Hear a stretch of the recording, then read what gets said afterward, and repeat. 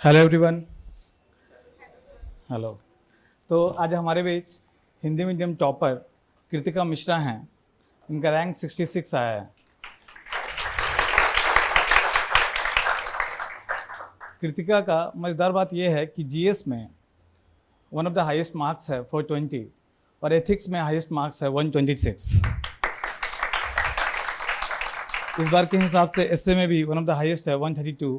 तो आपको कृतिका पूरा जर्नी के बारे में बताएंगी, कैसे प्रिपरेशन उन्होंने किया। जी sir, thank you sir. Sir mentorship में मेरे मेंटोर रहे थे और सर से बहुत बातचीत होती रहती थी।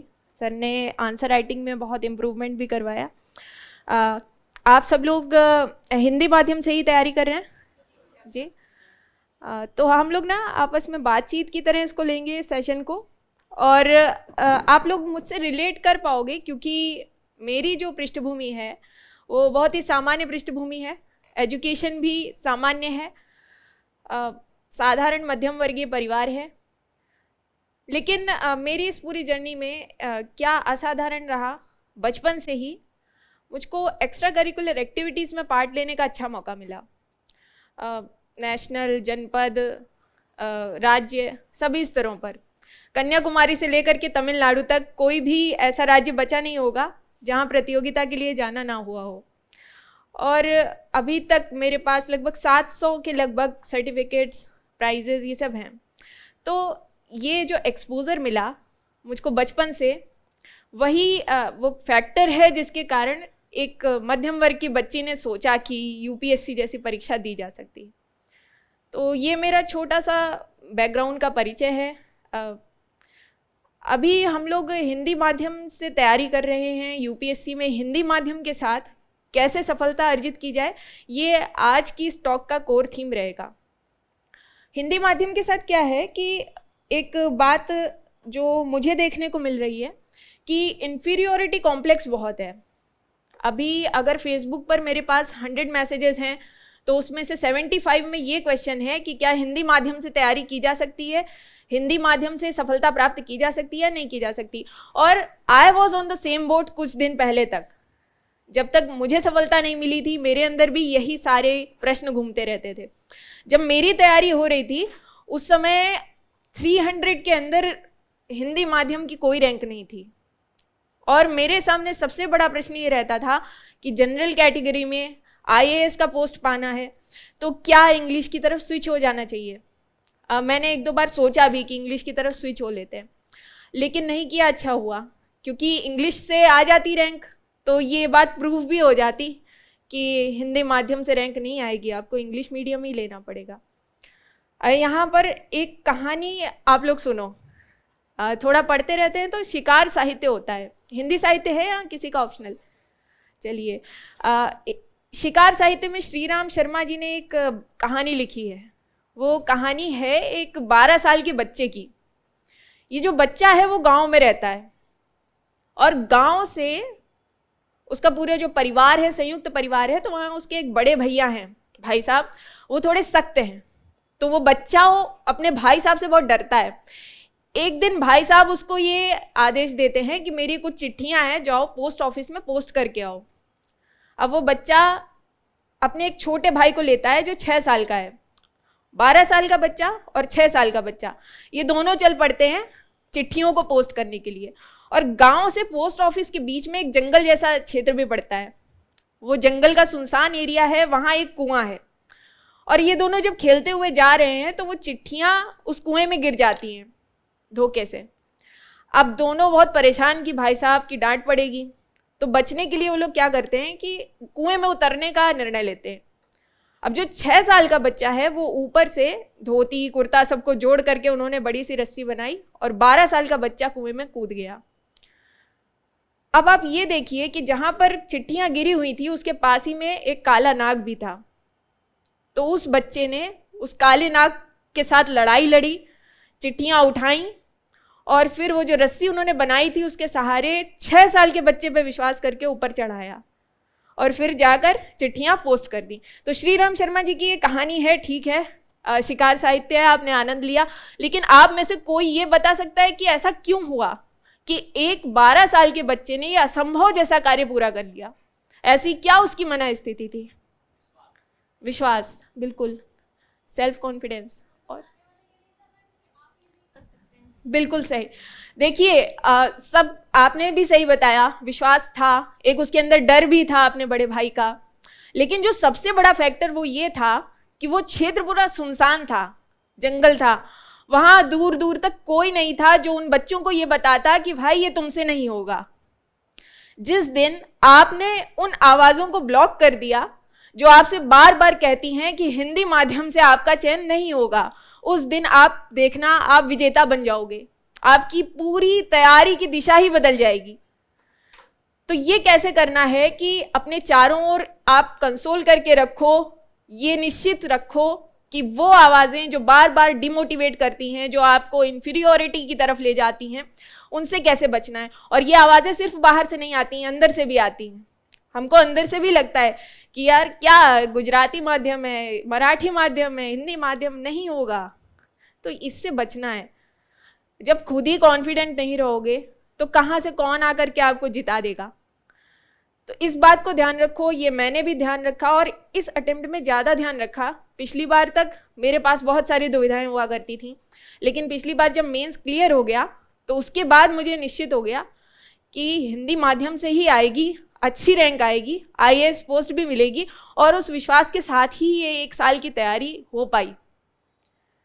तो ये हमारी एक ओवरव्यू हो गया हिंदी माध्यम को लेकर के कि अपने आत्मविश्वास को डिगने नहीं देना है, सकारात्मकता के साथ, आशा के साथ तैयारी करनी है। उसके बाद हिंदी माध्यम की कुछ समस्याएं तो हैं, उन्हें हमें एड्रेस करना होगा, उनसे कैसे निपटना है उसको देखना होगा। समस्या जो सबसे बड़ी है वो पहली है सोर्सेस की थोड़ी कमी, या सोर्सेस पता नहीं चल पाते हैं लेकिन पता नहीं चल पाते। और दूसरी समस्या है एक अच्छी स्ट्रैटेजी हिंदी माध्यम के पास वो भी पहुंच नहीं पाती। स्ट्रैटेजी की जिसने महत्ता समझ ली वो आधी लड़ाई जीत गया, क्योंकि रणनीति ही होती है जो आपको युद्ध क्षेत्र में तैयार करती है। जैसे कहा जाता है ना कि यतो कृष्णः ततो जयः, जहाँ कृष्ण है वहाँ विजय है। और कृष्ण यहाँ क्या सिंबल है? कृष्ण सिंबल है यहाँ रणनीति का। श्री कृष्ण सारथी हैं। यहाँ आप आ गए हो, आपको अच्छा मार्गदर्शन मिल रहा होगा, मेंटोर्स मिल रहे होंगे, लेकिन अपने जैसे ग्रामीण पृष्ठभूमि के बच्चे हैं जो शायद यूट्यूब के जरिए आज सुन रहे होंगे, उनको वो मेंटोरशिप नहीं मिल पाती। तो खुद रणनीति को कैसे तैयार करना है, रणनीति की महत्ता को समझना है। जब युद्ध क्षेत्र में जाओ तो रणनीति तैयार करके जाओ, क्योंकि अगर अभिमन्यु को चक्रव्यूह से बाहर निकलना नहीं आता होगा तो अभिमन्यु मारा जाएगा। रणनीति तैयार करने के लिए हम लोग एक वार्षिक गोल लेकर के चलेंगे कि वार्षिक हमें कितना क्या कुछ कवर करना है। फिर उसके बाद उसे हम मासिक टारगेट्स में तोड़ लेंगे। मासिक के बाद एक वीकली टारगेट रखेंगे और फिर अपने डेली टारगेट्स जो हर दिन हमें पूरे करने होंगे। ये रणनीति जब आप लेकर के चलेंगे और उनको सलामी स्लाइसिंग जिसको कहा जाता है, छोटे छोटे हिस्सों में अपने पूरे टारगेट्स को तोड़ देंगे, तो आपका वर्ष भर का एक अच्छा मैप बन जाएगा जिस पर चलते हुए आपको काम करना है। तो देखो, सबसे पहली बात रणनीति बनाने से पहले आपको ये ध्यान रखनी है कि यूपीएससी आपसे चाह क्या रहा है। यूपीएससी यहाँ कोई एकेडमिक एग्जाम लेने नहीं बैठा है कि आपको पढ़ना है, वो चाह रहे हैं ऑफिसर्स।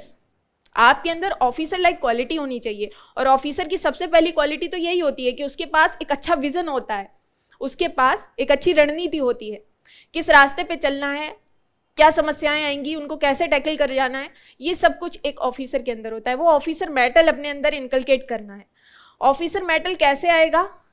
तो आपको ये देखना होगा कि एक ऑफिसर फील्ड पे क्या कर रहा है, अपने समय का प्रबंधन कर रहा है, उसके पास 100 फाइल्स हैं, उनको वो सॉर्ट आउट कर रहा है, उसमें नोटिंग कर रहा है। ये सब कुछ ना अभी से हमें अपने अंदर लाना होगा। अभी आपको तैयारी में भी वही सब करना है जो एज एन ऑफिसर आप फील्ड पे करोगे। तो ये कोशिश करो कि वो ऑफिसर मेटल आपके अंदर आ जाए। अभी जैसे क्या हुआ है कि जब से रिजल्ट आया है सब लोग बस यही पूछ रहे हैं आप अपनी जर्नी बता दो, जर्नी क्या बता दो, कुछ उनको मिल जाएगा, कुछ आपने बोल दिया, फिर शॉर्ट्स कटेंगे, रील्स बनेंगी, मसाला नहीं, उसके लिए ये सब ठीक है। लेकिन जर्नी या आपकी पर्सनल मेंटल स्टेट क्या है, किसी को कुछ नहीं पड़ी है, किसी को कुछ लेना देना नहीं है। ऑन फील्ड आप जाओगे, काम करोगे, किसी को क्या करना कि आपकी पर्सनल लाइफ में क्या चल रहा है, आपने कितनी समस्याएं झेली हैं, इन सब से कोई फर्क नहीं पड़ता। उन्हें चाहिए आउटपुट।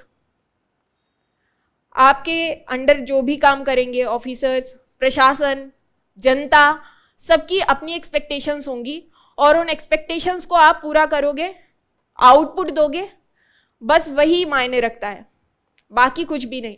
और आप जब ये अपनी रणनीति बनाओगे, आप तैयारी करोगे वर्ष भर, तो बहुत सारे इश्यूज आएंगे।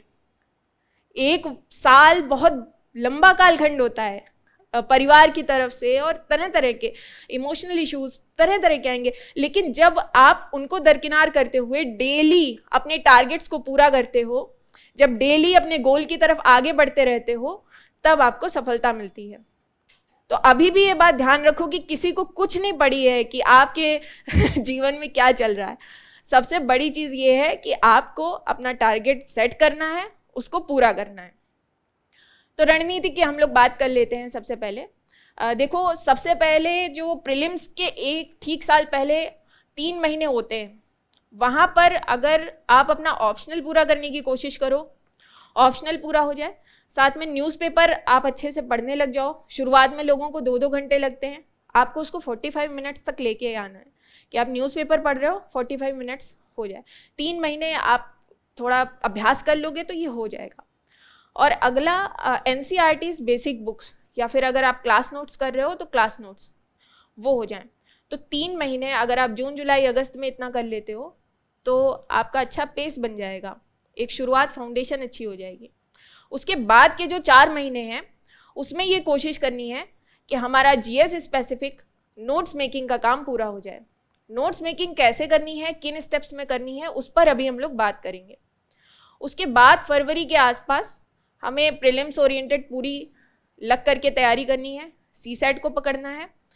और अभी तक जो कुछ भी पढ़ा था वो मेंस के पॉइंट ऑफ व्यू से पढ़ा था, तो ये कोशिश करनी है कि अब वही सब कुछ प्रीलिम्स के पॉइंट ऑफ व्यू से रिवाइज करना है, मॉक टेस्ट देने हैं।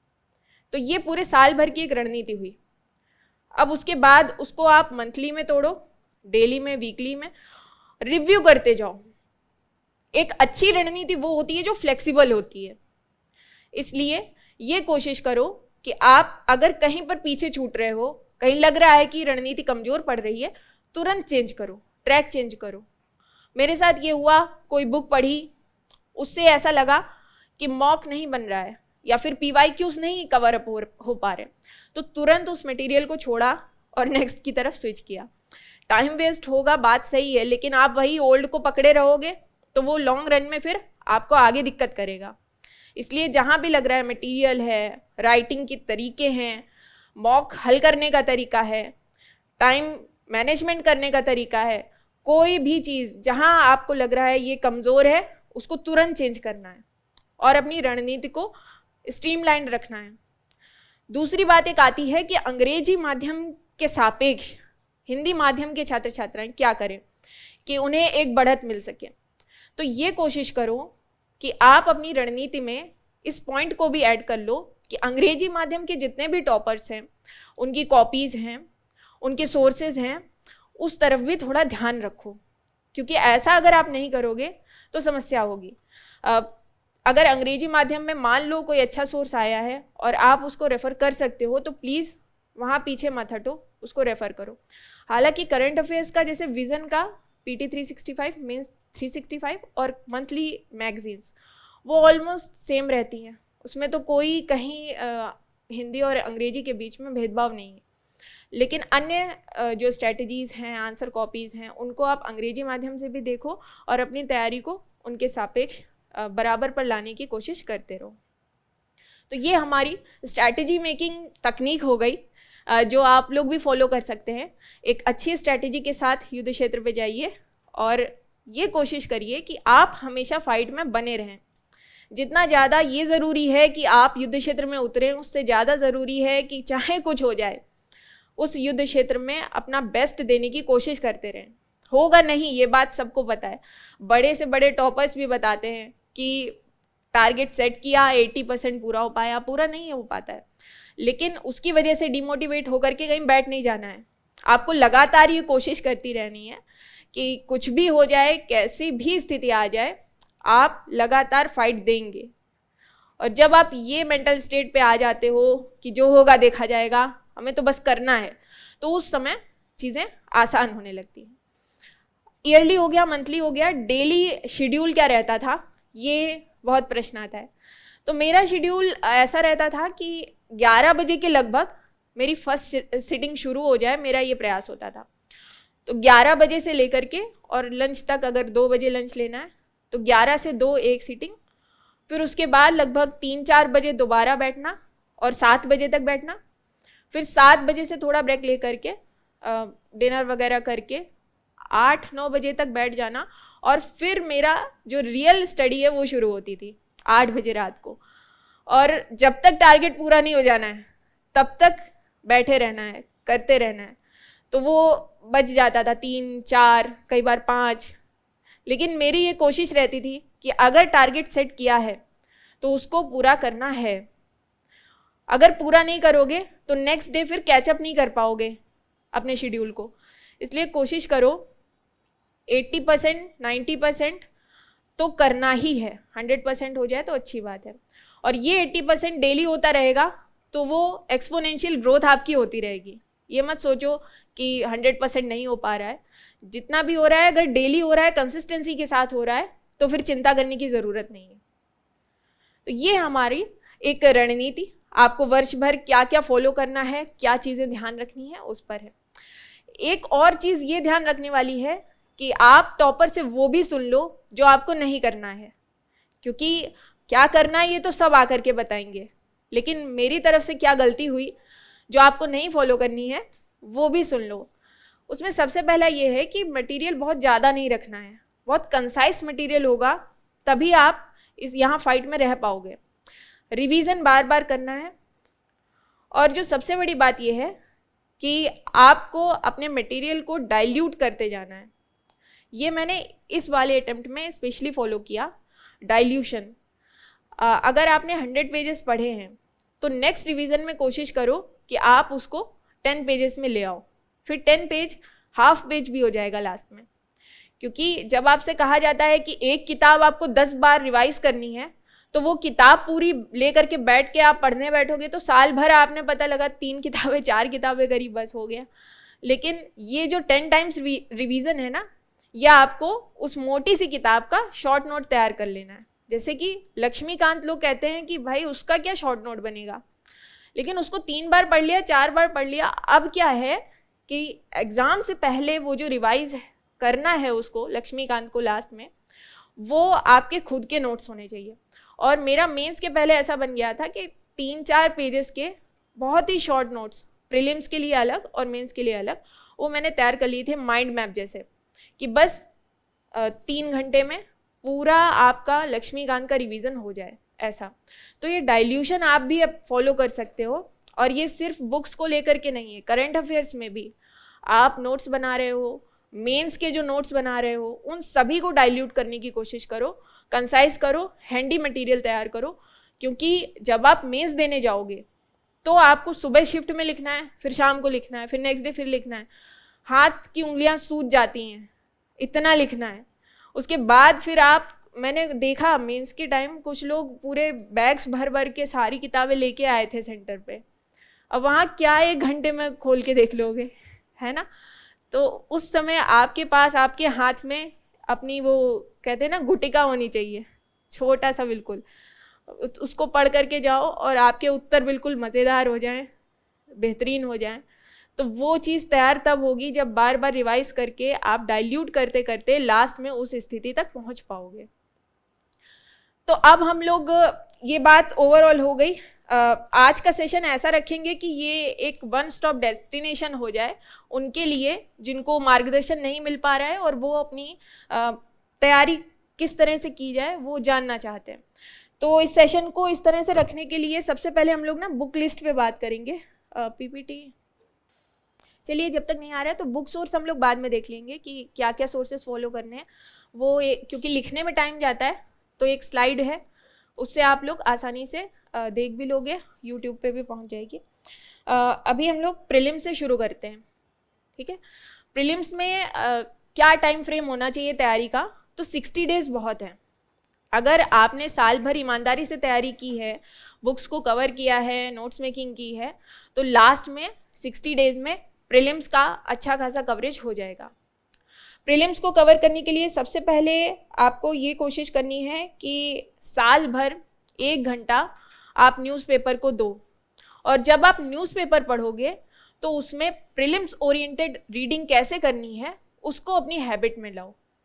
आपको कोई अगर प्लेस दिखता है न्यूज़पेपर पढ़ते समय तो उस प्लेस को हाईलाइट करके एक जगह डायरी पे लिख लो, क्योंकि प्लेसेस आपको न्यूज़पेपर से मिलेंगे। जो इंटरनेशनल अफेयर्स वाला पेज होता है उससे प्लेसेस को छांटते जाओ।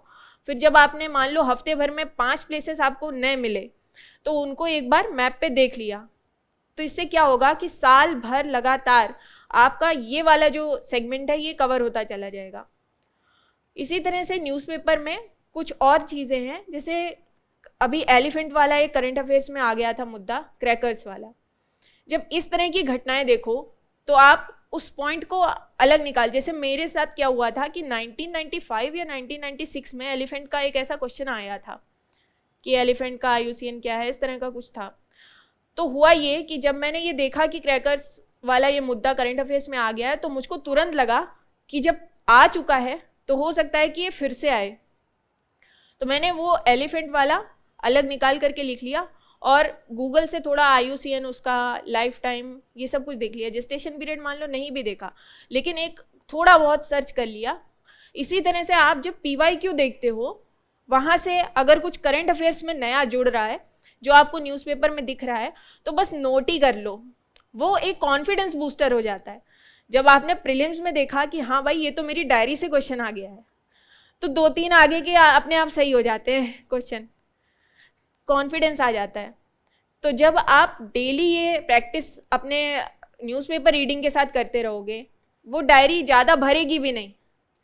डेली मुश्किल से 3 से 4 लाइंस लिखी, पूरे पेपर से 3 से 4 लाइंस निकलती थी। तो इस तरह से जब आप न्यूज़पेपर रीडिंग करोगे, और सिर्फ प्रीलिम्स नहीं, न्यूज़पेपर रीडिंग में मान लो कोई ऐसा कैची सेंटेंस मिल गया जो मेंस में यूज़ हो सकता है, तो वो भी आप नोट कर लो। जैसे एक एडिटोरियल एनालिसिस में मिला कि महिला सशक्तिकरण की यात्रा कार्नेगी से जयललिता तक की यात्रा है, तो थोड़ा अच्छा लगा, उसको लिख लिया। तो अब ये सोसाइटी उसमें भी यूज़ हो जाएगा, निबंध में यूज़ हो जाएगा, जहाँ भी चाहोगे अच्छा रहेगा। तो ये एक डायरी न्यूज़पेपर जब पढ़ रहे हो तो साथ में खोल के रखनी है और नोट करते चलो। कुछ नहीं मिलेगा तो कॉन्फिडेंस मिलेगा। तो न्यूज़पेपर इस तरह से पढ़ना है। बाकी क्यूरियोसिटी आपके अंदर होनी चाहिए, क्योंकि प्रीलिम्स का पेपर ज़्यादातर अब आप देखो आपके क्यूरियस नेचर और आपकी अवेयरनेस का टेस्ट है, विजडम का टेस्ट है। वहाँ ये नहीं देखा जा रहा है कि आप रट के कितना जा रहे हो, आप डेली अपने आप में इम्प्रूवमेंट करते जा रहे हो, अपनी विजडम बढ़ाते जा रहे हो, स्मार्टनेस बढ़ाते जा रहे हो। वही चीज़ प्रीलिम्स में टेस्ट हो रही है। देखो प्रीलिम्स एक कोर थीम समझने की कोशिश करो। प्रीलिम्स के जरिए यूपीएससी आपसे, आप में क्या चाह रही है टेस्ट करना, वो टेस्टिंग है आपकी कि आप बिटवीन द लाइंस बातों को समझ पा रहे हो कि नहीं, आप इतने स्मार्ट हो या नहीं कि आप कॉम्प्रीहेंड कर पा रहे हो, रीजनिंग लगा पा रहे हो। जैसे आप मान लो जिले में काम कर रहे हो, 2 लोग आपके पास आए, उन्होंने अपनी कोई दुनिया भर की बातें आपको सुनाई, आपने उनकी बात सुनी नहीं सुनी वो ठीक है, आप उनके हाव भाव देखकर ही समझ गए कि भाई सच्चाई क्या है। बात समझ रहे हो? उन्होंने शब्दों में क्या बोला वो एक बात है, लेकिन बिटवीन द लाइंस आप पढ़ करके अपनी स्मार्टनेस से, कॉमन सेंस से पूरी बात को समझ गए। तो ये चीज़ कब आएगी आपके अंदर? जब आप लगातार अवेयर रहोगे, लगातार प्रैक्टिस करते रहोगे और बिटवीन द लाइंस चीज़ों को समझने की कोशिश करते रहोगे। अब जैसे प्रीलिम्स में एक क्वेश्चन आया था जिसमें दिया गया था कि वो योगिनी टेम्पल वाला, कि वो सिर्फ भारत में एक ही है, सिर्फ एक मंदिर है। तो जब इस तरह का क्वेश्चन सामने आता है तो आप थोड़ा कॉमन सेंस लगाओ और ये समझने की कोशिश करो कि क्या ऐसा सच में हो सकता है। ये आपका कॉमन सेंस खुद ही आपको बताएगा। वो कहीं से भी जीएस का क्वेश्चन था ही नहीं, वो रीजनिंग का क्वेश्चन था, सीसेट का क्वेश्चन था। तो ये स्मार्टनेस और कॉमन सेंस आपको अपने अंदर डेवलप करना होगा। न्यूज़पेपर रीडिंग करते समय बहुत कुछ ऐसा आपको मिलेगा जो आपकी स्मार्टनेस को इन्हेंस करता जाएगा, आपको आसपास की चीज़ें समझ में आने लगेंगी। कौन सा क्वेश्चन प्रीलिम्स में करना है, कौन सा छोड़ना है, ये विवेक भी न्यूज़पेपर पढ़ते पढ़ते अपने आप आने लगता है। तो न्यूज़पेपर को हमें नहीं छोड़ना है। दूसरी चीज़ जो प्रीलिम्स में ज़रूरी है वो रिवर्स इंजीनियरिंग है। क्या हो रहा है कि यूपीएससी रिपीटेड थीम्स लगातार पूछ रही है। रिपीटेड थीम्स में क्या होता है, जैसे अभी हिस्ट्री लो, हिस्ट्री में बुद्धिज्म हो गया, गांधीयन मूवमेंट हो गया, पीजेंट मूवमेंट हो गया, ये सारे क्वेश्चन लगातार आ रहे हैं, बार बार आ रहे हैं। तो ये थीम्स आपको कब पकड़ में आएंगी, जब आप पुराने प्रश्नों को, पुराने वर्षों के सारे प्रश्नों को अच्छे से एनालाइज करेंगे, सब्जेक्ट वाइज एनालाइज करेंगे। आपको अगर हिस्ट्री पढ़नी है तो पहले आप ये करो कि 15 सालों के पुराने PYQs हिस्ट्री के निकाल लो और एक थीम समझने की कोशिश करो कि क्या क्या चीज़ें बार बार रिपीट हो रही हैं।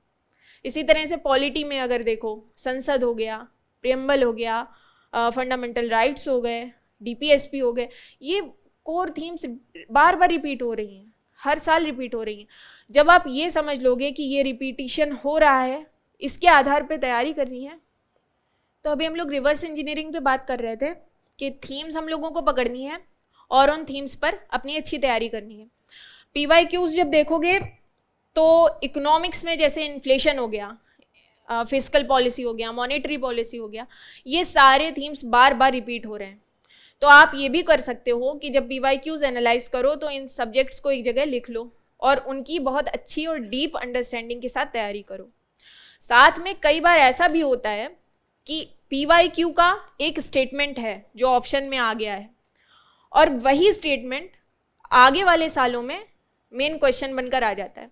जैसे 2013 में एक स्टेटमेंट था कि जो वायरस है वो आर्टिफिशियल मीडियम में कल्टीवेट हो सकता है या नहीं हो सकता है, कल्चर हो सकता है या नहीं हो सकता है। और वो 2021 में अभी जब प्रीलिम्स दिया था उसमें यही क्वेश्चन फिर से आ गया रिपीटेड। तो जब PYQs करने हैं तो आपको सिर्फ क्वेश्चन नहीं देखना है, उसके हर ऑप्शन को ध्यान से पढ़ना है, ध्यान से समझना है, हर ऑप्शन की रिवर्स इंजीनियरिंग करके उसके बारे में जानकारियाँ इकट्ठा करनी है। और वो जो आपके नोट्स बनेंगे चाहे तो अलग से बना लो या फिर जहाँ PYQs आपने प्रिंट आउट निकाला है उसी में किनारे लिखते जाओ। और सिर्फ UPSC की सिविल सर्विसेज एग्जामिनेशन की PYQs नहीं, आपको और भी CAPF का मिल रहा है, NDA का मिल रहा है अगर, तो वो सारे आप अपने सिलेबस से जोड़ करके, जितना अपना सिलेबस कवर करता है थोड़ा देख लो 3-4 साल का, और वही रिवर्स इंजीनियरिंग करके उसके बारे में अच्छी जानकारियाँ इकट्ठा करते चले जाओ। ये आप देखोगे कि आपको 15 से 20 क्वेश्चंस का एज दिलाएगा प्रीलिम्स एग्जाम में, और कॉन्फिडेंस बढ़ेगा तो कई बार 5-6 क्वेश्चन इसके ज़रिए आपके अलग से सही हो जाएंगे। अगर मान लो कि कोई टर्म आया है, स्वैम्प डियर आया है, कान्हा नेशनल पार्क आया है, तो बस उसको तैयार करना है क्योंकि ये प्रोबेबिलिटी बहुत ज़्यादा है कि नेक्स्ट ईयर उसी से रिलेटेड कोई ना कोई क्वेश्चन आएगा। एलिफेंट का कभी क्वेश्चन पूछा गया है, करंट अफेयर्स में अलग से आ गया है, तो भाई प्रोबेबिलिटी बनती है कि अब आपको एलिफेंट के बारे में अच्छी जानकारी, अच्छी तैयारी कर लेनी चाहिए। तो ये एक 2 स्टेप की तैयारी हो गई प्रीलिम्स की। थर्ड स्टेप में है रिवीजन। स्टैंडर्ड बुक्स का रिवीजन जितना ज़्यादा कर ले जाओगे आपके मार्किंग प्रीलिम्स में उतनी बढ़ जाएगी। कई लोग NCERT छूते ही नहीं है, भैया ऐसा मत करो क्योंकि NCERT से सीधे क्वेश्चन आ रहे हैं। आर्ट एंड कल्चर में आपने NCERT में अगर देखा कहीं वराह की मूर्ति बनी हुई है, कहीं कोई, वो सारे एक एक फिगर को थोड़ा ध्यान से देखो क्योंकि वहाँ से क्वेश्चन आएगा। ज्योग्राफी में भी यही है, NCERT को बार बार पढ़ना है, बार बार समझने की कोशिश करनी है। तो NCERT को कोर थीम पकड़ो, बाकी स्टैंडर्ड बुक्स को पकड़ो और दुनिया भर के इधर उधर के मटेरियल के पीछे मत भागो।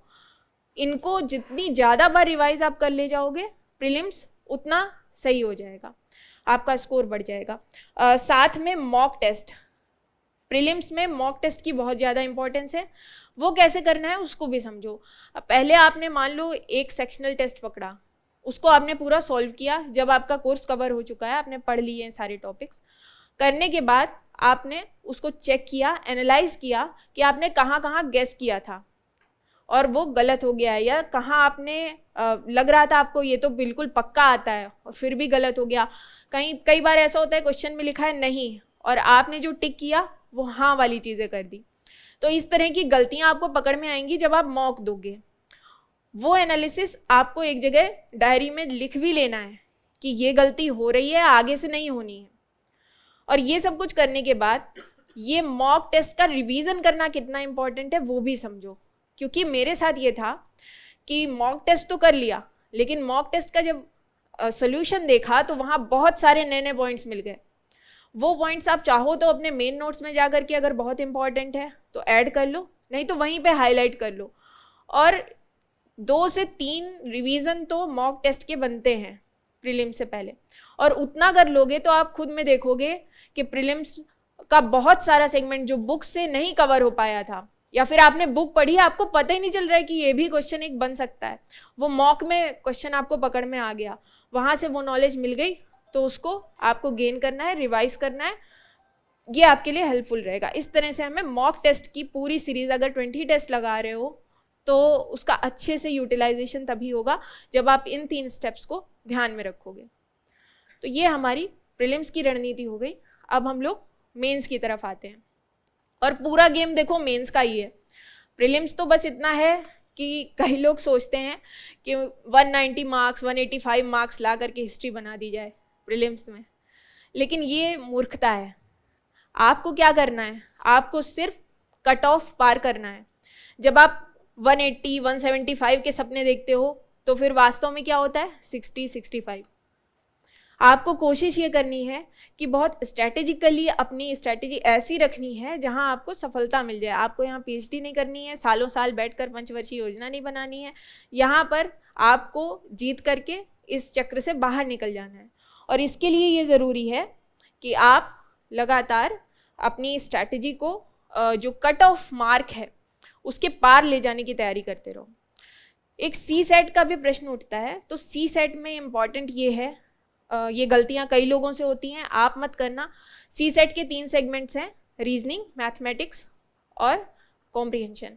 तीनों की प्रैक्टिस करके जाना। कभी भी ये मत सोचना कि कॉम्प्रिहेंशन छोड़ देंगे, केवल मैथ से हो जाएगा या रीजनिंग से हो जाएगा। तीनों सेगमेंट्स अच्छे से कवर करके जाओगे। तो कई बार ऐसा होता है कि कॉम्प्रिहेंशन इतना लेंदी आ गया कि उसको पढ़ने में ही समय जा रहा है, तो आप मैथ्स कर लो, रीजनिंग कर लो। वहाँ भी आपको बस एक लिमिट है, वहाँ तक करना है। इसमें एक और ट्रिक है, कोशिश करो कि 4 मतलब जैसे आप 52 56 इस तरह से क्वेश्चन करो जो 4 के मल्टीपल में हो, क्योंकि जब आप मैथमेटिक्स लगाओगे और आपको जितने मार्क्स लाने हैं उस हिसाब से देखोगे, तो अगर आपने 53 क्वेश्चंस किए और बाकी 54 55 56 3 छोड़ दिए, तो भी आपके मार्क्स उतने ही आएंगे जितने 56 करने पर आएंगे, भले ही तीनों गलत हो गए हों। बात समझ रहे हो? जब 4 आपने मान लो गैस मारे, उसमें से 3 अगर सही हो गए, 3 गलत हो गए और 1 अगर सही हो गया, तो मार्किंग वो 0 हो जाएगी सब मिल करके। तो इसलिए हमेशा 4 के मल्टीपल में सी सेट करना है। अगर 53 हो गया है तो आप 56 फिर आगे करो। अगर गलत हो गया तो कोई फ़र्क नहीं पड़ेगा, मार्क उतने ही आएंगे। सही हो गया तो अच्छी बात है, आप आगे बढ़ जाओगे। बाकी ऑन द स्पॉट वहाँ एग्ज़ाम हॉल में प्रीलिम्स कैसे सॉल्व करना है, ये भी एक स्ट्रैटेजी है। उसको भी चाहो तो आप देख सकते हो कि आप सबसे पहले जब पहली बार रीडिंग कर रहे हो पूरे पेपर की, तो उसमें ये देखो कि कौन से ऐसे क्वेश्चंस हैं जो 100% आपको आ रहे हैं। उनको आपको टिक कर लेना है, उनको सॉल्व कर लेना है और अपना मन बना लेना है कि हाँ यही वाला ऑप्शन सही है, इसी को OMR पे भरना है। उसके बाद सेकंड वो क्वेश्चंस आएंगे जो आपको लग रहा है कि कुछ स्मार्ट ट्रिक इसमें लग सकती है, कोई स्मार्टनेस के साथ इसको सॉल्व किया जा सकता है। तो वो वाले जो क्वेश्चंस हैं उनको एक लाइन पे एक जगह लिख लो, वहाँ पर आप गोला बनाओ और तरह तरह के साइंस बनाओ, ये सब करने से अच्छा है कि उसके नंबर एक जगह लिख लो। और थर्ड वो होंगे जो आपको बिल्कुल भी नहीं आ रहे हैं, आपको समझ भी नहीं आ रहा है कैसे होगा, कोई ट्रिक नहीं लग रही है, तो थर्ड की अलग लाइन बना लो, उनको भी नंबर वाइज लिख लो। जैसे 15वां है, 15वां आपको लग रहा है कि स्मार्ट गेस से हो जाएगा तो 15वां ऊपर लिख लो, 16वां है जो आपको बिल्कुल समझ नहीं आ रहा है 16वां नीचे लिख लो। तो आपकी ये 2 अलग अलग तरह के क्वेश्चन छट जाएंगे। वहाँ पर कोई क्वेश्चन पेपर में कई लोग गोला वगैरह बनाते हैं, वो काम मत करो, वो बहुत कंफ्यूजिंग हो जाता है। एक जगह लिख लोगे तो सही रहेगा। अब पूरा पेपर 3 चरणों में बट गया। पहला तो जो आपने सॉल्व कर दिए, दूसरा वो जिसमें आपको स्मार्ट गेस मारना है, और तीसरा वो जहाँ पर कुछ भी नहीं करना है, उसको छोड़ देना है। सेकेंड चरण में अब आप स्मार्ट गेस वाले क्वेश्चंस को पकड़ो और सॉल्व कर डालो, और जो थर्ड है उसको पूरा छोड़ दो। उसमें 15 हो सकते हैं, 20 हो सकते हैं। कैसा पेपर आया है वो आपको ऑन द स्पॉट वहाँ एग्जामिनेशन हॉल में समझना पड़ेगा। जब आप मॉक टेस्ट देते हो तो आपकी एक आदत ये हो जाती है, बात समझ में आने लगती है कि प्रिसीशन मेरा कितना है, कितने क्वेश्चन करने पर कितना सही जाएगा, और उस हिसाब से फिर आप वहाँ पर सही निर्णय ले पाते हो।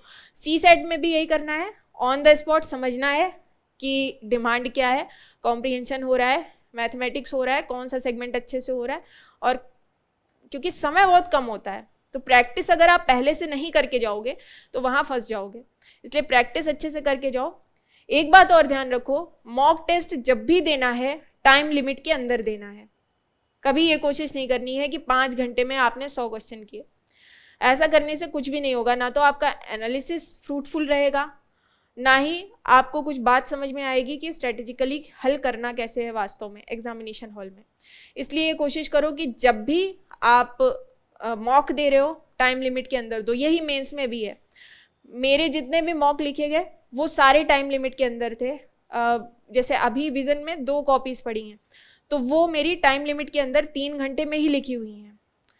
तो ये हमेशा अपनी बात ध्यान रखो। ये बात अलग है, कई लोग उसमें ये बोल रहे हैं कि इतना अच्छा कैसे लिख गया 3 घंटे में। इतना अच्छा इसलिए लिख गया क्योंकि वो नोट्स मेरे पास पहले से थे, मेरी हैंड राइटिंग में लिखे हुए। तो एक मसल मेमोरी भी हो जाती है कि जो चीज़ें आप पहले लिख चुके हैं उसको किस तरह से टाइम फ्रेम के अंदर जल्दी जल्दी लिख देना है।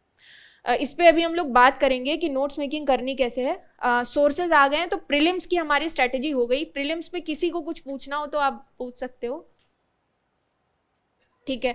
अब हम लोग नोट सोर्सेज पे आते हैं कि क्या क्या सोर्सेज हमें फॉलो करने हैं। सबसे पहले जैसे मॉडर्न इंडियन हिस्ट्री है तो इसमें बिपिन चंद्र सर की एनसीईआरटी, साथ में स्पेक्ट्रम आप पूरा अगर नहीं भी पढ़ रहे हो तो भी पीवाईक्यूज एनालिसिस से आपको अपने आप पता चलेगा कि कौन से सेगमेंट्स ज़्यादा इंपॉर्टेंट हैं और उनको बार बार रिवाइज करना है, कवर करना है। तो ये 2 सोर्सेज हो गए। मिडिवल में देखो जो सतीश चंद्रा सर की एनसीईआरटी है उसके कुछ आर्ट एंड कल्चर वाले चैप्टर्स हैं, वो केवल कर लो हो जाएगा। बाकी इसमें ज़्यादा समय देने की ज़रूरत नहीं है क्योंकि प्रीलिम्स में ज़्यादा से ज़्यादा एक क्वेश्चन आ रहा है और वो भी कई बार ऐसा आता है जो किसी से नहीं होगा, तो वो छोड़ने वाला ट्रैप होता है जो आपकी नेगेटिव मार्किंग बढ़ाता है। तो यहाँ इतना समय देना बहुत है। एंशिएंट में आर.एस. शर्मा सर की है और उसके बाद इन सब के बाद जो न्यू एनसीईआरटीज़ हैं उनको भी आप एक बार पलट सकते हो तो पलट लेना, उसके फिगर्स अच्छे से देख लेना क्योंकि जहाँ फिगर होती है उससे प्रीलिम्स में क्वेश्चन पता नहीं क्यों बहुत आते हैं। तो जहाँ भी आपको फिगर दिखे उसको अच्छे से एनालाइज कर लेना, कि एनालिसिस उसका कर देना कि वो फिगर कहाँ से ली गई है। उसके बारे में गूगल में भी थोड़ा पढ़ सको तो देख लेना, वो तो खेल खेल की चीज़ हो जाती है। तो ये हमारा हिस्ट्री का हो गया।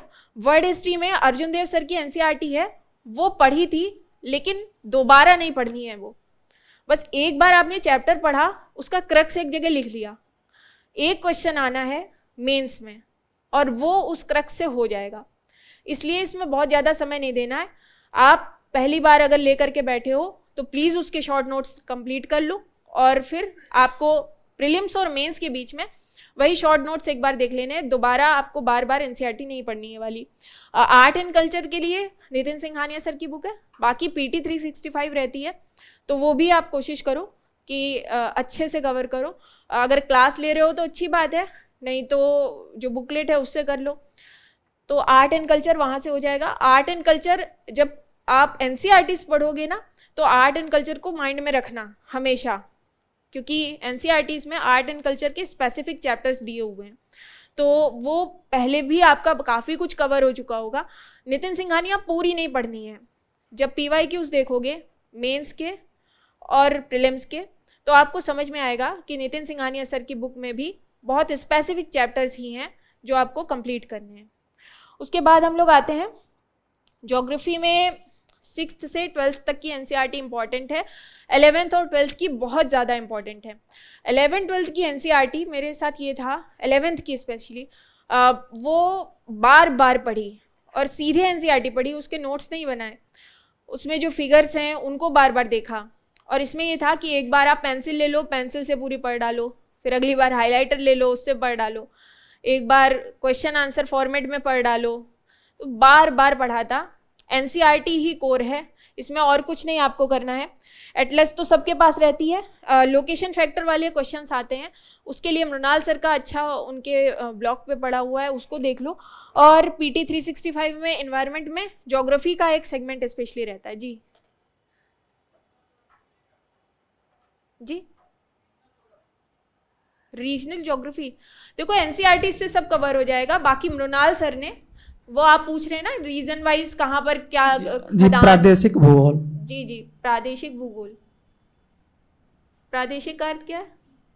रीजनल नहीं, बात ये है कि वो मृणाल सर के ही जो आप पूछ रहे हो ना कि कहाँ कहाँ पर कौन सी खदानें मिलती, ये सब आप कहना चाह रहे हो। आप प्रादेशिक से क्या कहना चाह रहे हो, थोड़ा अंदर का बताओ। रीजनल ज्योग्राफी मैंने सिलेबस हाँ, में वो एनसीईआरटी से हो जाएगा। जी वो कोई बात नहीं। 11th क्लास के जो हाँ, एनसीईआरटी 11th क्लास की भारतीय भूगोल नाम से है, वो सब कुछ कवर करेगी। नहीं, भूगोल एक विषय के रूप में जो चैप्टर नंबर 1 है 11th क्लास के, हाँ, उसमें प्रादेशिक भूगोल है, तो उसको कैसे कवर करें? भैया ये सब नहीं कवर करना है, आप एनसीईआरटी पढ़ो, ठीक है।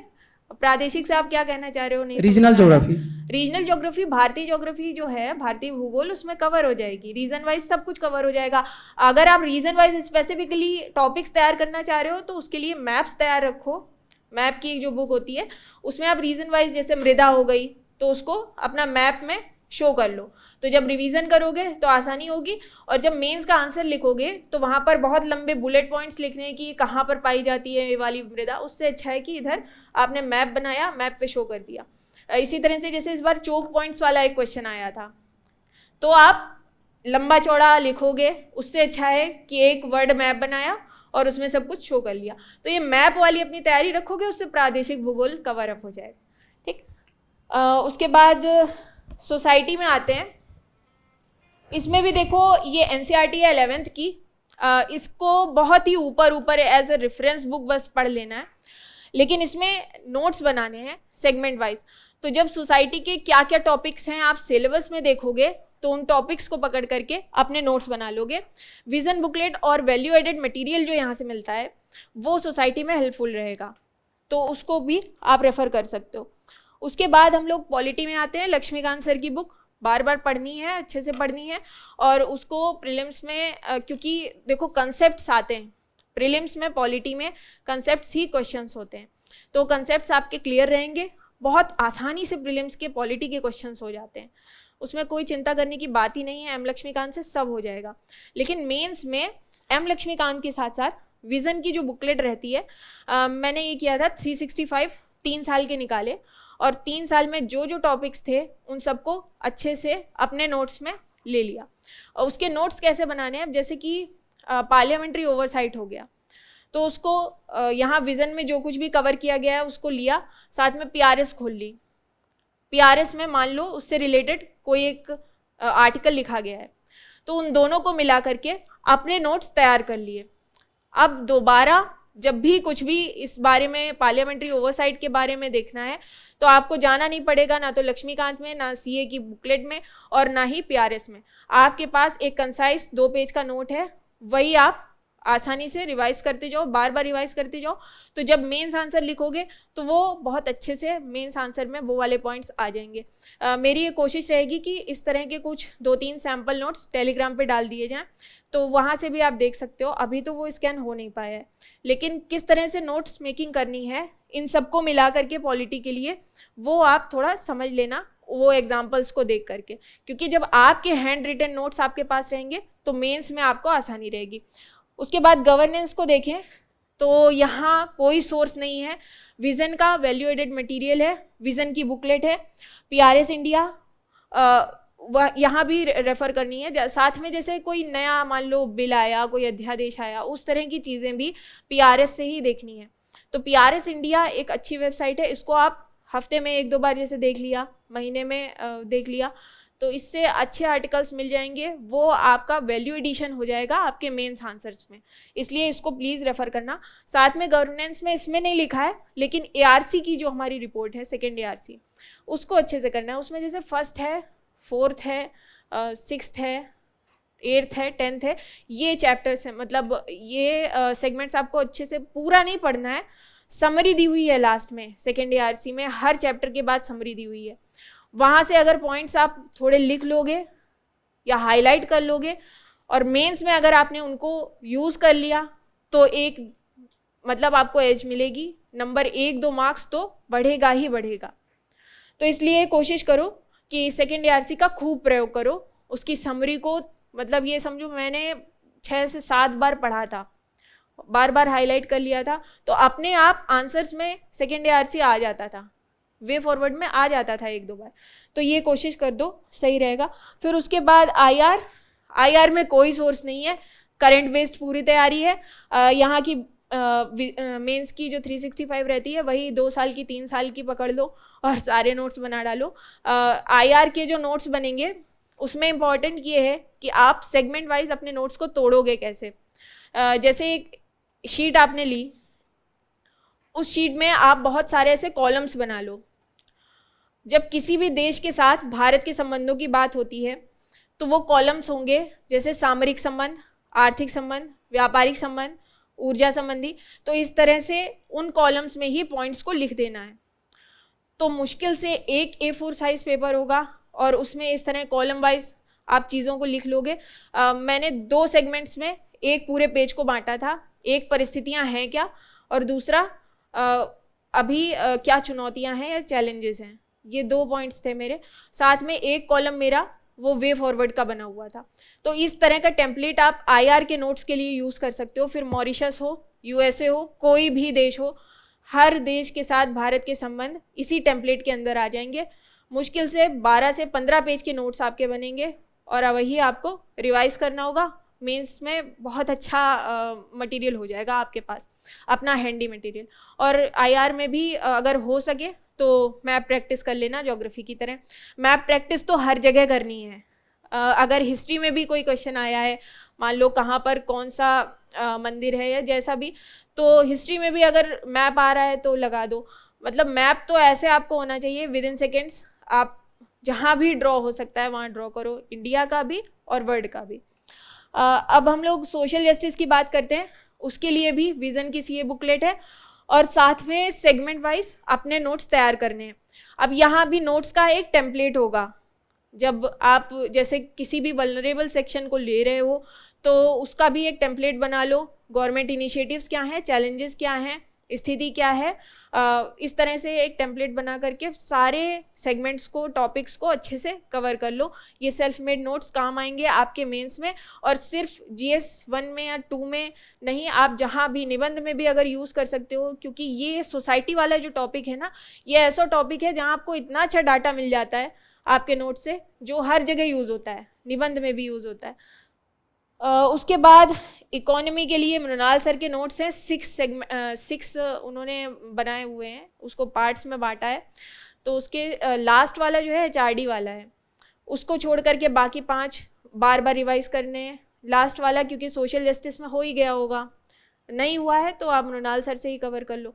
तो वो मृणाल सर से ही इकोनॉमी का देखा था। बाकी इकोनॉमिक सर्वे की समरी विज़न की आती है, प्रीलिम्स में भी और मेंस में भी। जब आप बार बार पढ़ोगे तो चार्ट्स या जो भी फिगर्स उसमें दिए हुए हैं वो किसी तरह अगर आपके मेंस के आंसर्स में आ जाते हैं तो आपको 1-2 मार्क्स वहाँ पर एज मिल जाएगी।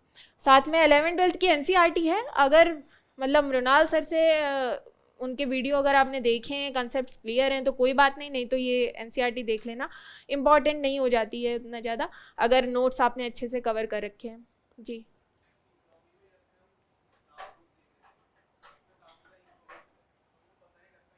इन्फॉर्मेशन करनी है और कौन सी नहीं करनी, और काफ़ी इन्फॉर्मेशन तो हम मतलब याद भी नहीं कर पाते।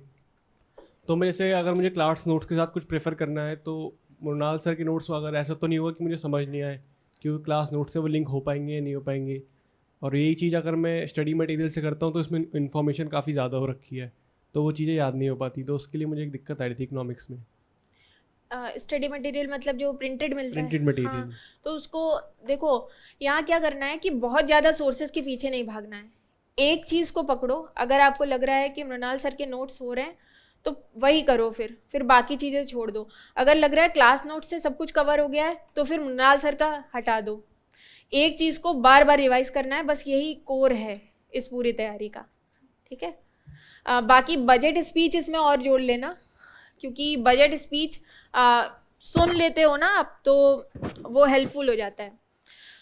सुनने के साथ चाहो तो थोड़े नोट्स, जैसे इस बार श्री अन्न की बात हुई थी तो जब मैम बोल रही हैं तो वो सुन करके पहली बार में ही सब कुछ समझ में आ जाता है, याद हो जाता है। तो 2x पे चाहो तो वो स्पीच अच्छे से सुन लो, उसके नोट्स बना लो। जी मैम आपने बताया था मृणाल सर का नोट्स पढ़ना है, तो वो तो हिंदी मीडियम में अवेलेबल नहीं होगा, तो जी।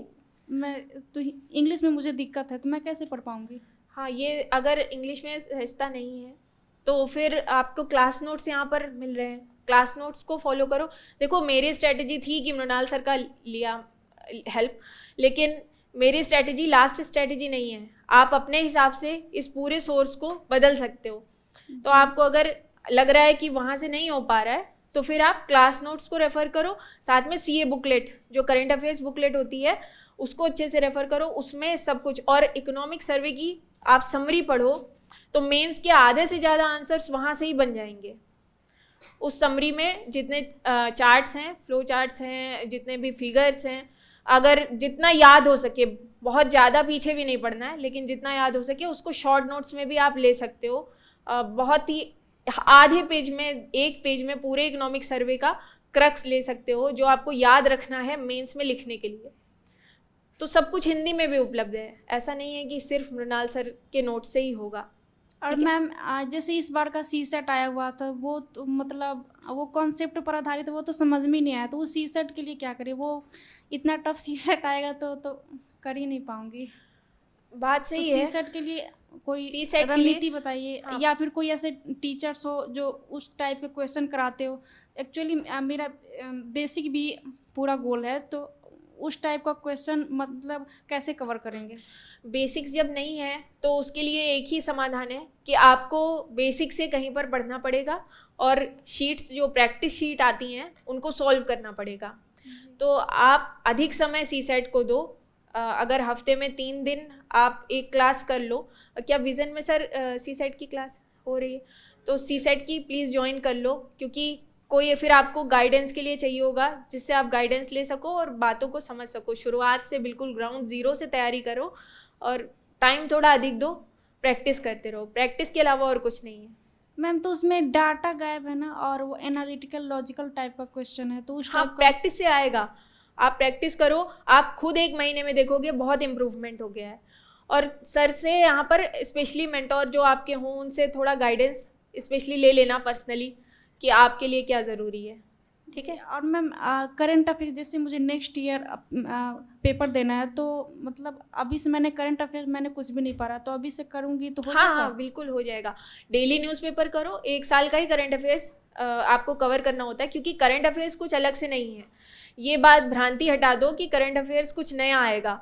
हर साल चीज़ें रिपीट ही हो रही हैं, कोर थीम्स और कंसेप्ट सेम है। आप 1 साल का कवर करोगे, 2-3 साल का अपने आप आपको लगेगा कवर हो गया है। बस ईमानदारी से कवर करना है। लेकिन मैम न्यूज़पेपर वो भी तो इंग्लिश में है, तो वो भी पढ़ने में दिक्कत होती है। तो बुकलेट लो ना, जी। यहाँ से जो करंट अफेयर्स की बुकलेट है उसको अच्छे से पढ़ो। PT 365। हाँ, PT की नहीं, अभी मंथली शुरू कर लो, क्योंकि आपके पास 1 साल का पूरा समय है। ये भी कोशिश करो कि अगर समय हो तो मंथली के साथ लास्ट ईयर की PT 365 देखना शुरू कर दो। फिर जब PT 365 आएगी ना अगले प्रीलिम से पहले, तब तक आप मंथली इतना पढ़ चुके होगे कि वो वाली PT 365 आसानी से समझ में आने लगेगी। बाकी यूट्यूब से भी आप जैसे जो सुर्खियाँ वाला एक रहता है अपना विज़न का, वो देख सकते हो। यूट्यूब में हिंदी में करंट अफेयर्स कवर हो रहा है, बहुत सारी साइट्स पे हो रहा है, किसी को भी फॉलो कर लो अगर अखबार अंग्रेजी का नहीं पढ़ पा रहे हो, ठीक है। फिर भी मैम CSET में किस चैप्टर पे ज़्यादा फोकस करना चाहिए? CSET पे सब कुछ, तीनों सेगमेंट हैं, तीनों को नहीं आप मेंटोर से यहाँ पर क्लास ले करके शुरुआत से उसकी तैयारी करना, ठीक। Thank you. ठीक है, अब हम लोग एनवायरनमेंट देखते हैं। इसके लिए मेरे साथ ये था जी।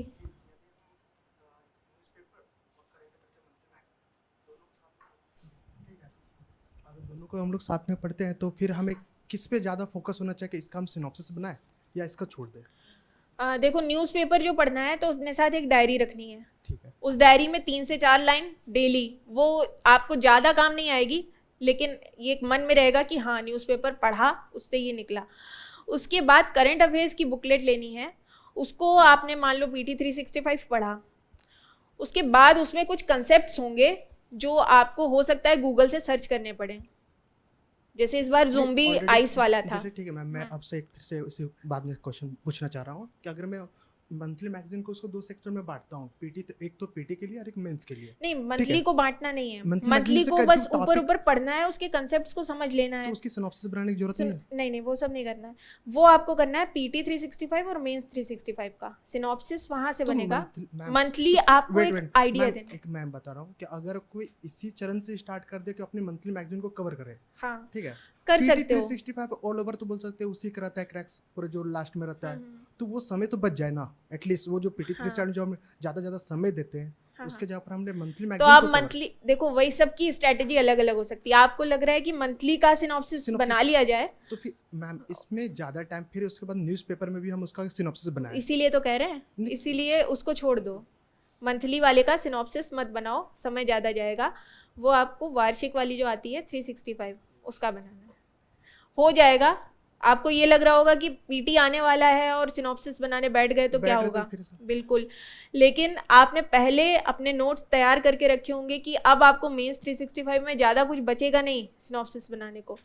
अगर 150 पेज की बुकलेट आ रही है, आप 2 से 3, हाँ इस बार 1500 था पेज, उतना चला गया हाँ, था। एक बुकलेट एक सब्जेक्ट की बता रहे हैं, हाँ। अच्छा, वही ना, तो उसको 5-6 पेज में आप आसानी से कर लोगे। देखो, क्रक्स और सिनॉप्सिस कैसे बनाया जाता है उसको भी समझो। आपको सब कुछ लेकर के दोबारा एक और बुक छापने की ज़रूरत नहीं है, वो आप अपनी तैयारी से समझ पाओगे कि सिनॉप्सिस में आपको लिखना क्या है, ठीक है। और वो तब आएगा जब आप मॉक दोगे, PYQs देखोगे, सिलेबस देखोगे और आपकी तैयारी एक स्तर पर पहुंच चुकी होगी। जब साल भर आपने तैयारी की है, फिर आपको PT 365 मिली है, तो अपने आप ये सब कुछ होगा। चलते रहो, अपने आप रास्ता दिखेगा, दूसरा बताएगा तो नहीं। एक और क्वेश्चन है कि मैम हम अपने स्टडी को पढ़ाई कर रहे हैं और साथ ही साथ उसका रिवीजन भी कर रहे हैं, तो हमें टाइम डिस्ट्रीब्यूशन जो एक होता है, हम उसके किस रेशियो पर उसको डिवाइड करें, एंड और हमें किस रिवीजन को कितना लेवल फेजेस में डिवाइड करें, जिससे एक होता है कि हमें पता चल जाए कि हाँ कि आज हमारी पढ़ाई वो कंप्लीट हो चुकी है और अब इस साल में प्रीक्लिक मतलब कैसे तो सहजता महसूस कर सकूं। हाँ, ठीक है। रिवीजन के लिए इन्होंने पूछा है, और कोई प्रश्न है? नहीं, टाइम डिस्ट्रीब्यूशन उसका एक हाँ, रेशियो जो ठीक है है, उसका स्टडी और रिवीजन में बस ठीक है। इसको हम लोग अभी रिवीजन कैसे करना है और रिवीजन को कितना टाइम देना है, कैसे टाइम देना है, इसको हम लोग अभी ले लेंगे, ठीक है। तो ये रिवीजन वाला पॉइंट हो गया, अभी ये कर लेते हैं। एनवायरनमेंट में शंकर आईएएस एक बार पढ़ी थी, लेकिन आपको पढ़ने की ज़रूरत पड़नी नहीं चाहिए। आप एक काम बस ये करना कि NCERT क्लास 12 की बायो की है, उसके लास्ट के 4 चैप्टर्स हैं, उनको अच्छे से कर लेना। बाकी जो अपनी 11th की NCERT ज्योग्राफी की है, उसमें भी आप देखोगे लास्ट वाले चैप्टर्स थोड़े थोड़े एनवायरनमेंट से संबंधित है, तो वो अच्छे से पढ़ लेना। उसके बाद आपको CA बुकलेट लेनी है और उसमें जितने भी कंसेप्ट्स हैं उनको अच्छे से समझ लेना है। उन कंसेप्ट्स के अगर फिगर बन रहे हैं तो फिगर भी अपने नोट्स में बना लेने हैं, क्योंकि इन्वायरमेंट कंसेप्ट बेस्ड ज़्यादा है। जैसे कार्बन कैप्चरिंग हो गया या कोई भी नई टेक्नोलॉजी आ रही है, अगर हैप्पी सीडर है या फिर जो हमारी राइस की बोने की तकनीक है, ये सब कुछ क्या है, ये सब कंसेप्ट हैं। और जब आप PYQs देखोगे वहाँ से पकड़ोगे कि कौन कौन से कंसेप्ट्स आ रहे हैं, उनको अच्छे से समझ करके एक बार समझ लोगे तो रिवीजन की भी ज़रूरत नहीं पड़ेगी, क्योंकि ये कंसेप्ट होते हैं, बात दिमाग में बैठ जाती है कि ये हो क्या रहा है। फिगर जहाँ भी बन सके उनको एक जगह पर इकट्ठा कर लो, इस तरह से इन्वायरमेंट के नोट्स बन जाएंगे। और आप जो PT 365 या मेंस 365 है इन्वायरमेंट का, वो अच्छे से कवर कर ले जाओगे। कंसेप्ट को मेन थीम रखो, बाकी फिर उसमें बहुत सारी इन्फॉर्मेशन होती है, तो वो आप 2-2 3-3 बार पढ़ो। जहाँ पर कंफ्यूजिंग इन्फॉर्मेशन है, जैसे IUCN स्टेटस वगैरह हैं, जहाँ आपको बहुत कन्फ्यूज़न हो रहा है इसका क्या था, तो उसको एक पेज में बनाना चाहो तो बना लो। जब आप अपनी तैयारी करोगे तो बात समझ में आ जाएगी। सोर्स बता दिया आपको कि PT 365 है, मेंस 365 है, अब उसमें आपको क्या चीज़ निकाल करके अलग से याद करनी है, क्या चीज़ लिख करके याद करनी है, वो सब आप अपनी स्ट्रेटजी अपने हिसाब से रख सकते हो। नोट्स मेकिंग इसी को कहा जाता है। कई लोग अभी पूछ रहे हैं, बोल रहे हैं कि अपने नोट्स शेयर कर दो आप, लेकिन मेरे नोट्स लेकर के आप क्या करोगे? मेरे नोट्स मेरे लिए हैं, आप अपने नोट्स अपने हिसाब से बनाओगे। अपनी तैयारी में बस इतना ध्यान रखो कि अपना जो मैप है ना, सिलेबस, PYQs, उसको देख करके, मटेरियल देख करके, अपनी परफॉर्मेंस देख करके आपको अपने नोट्स तैयार करने हैं। सबके नोट्स अलग अलग तरह के भी होते हैं।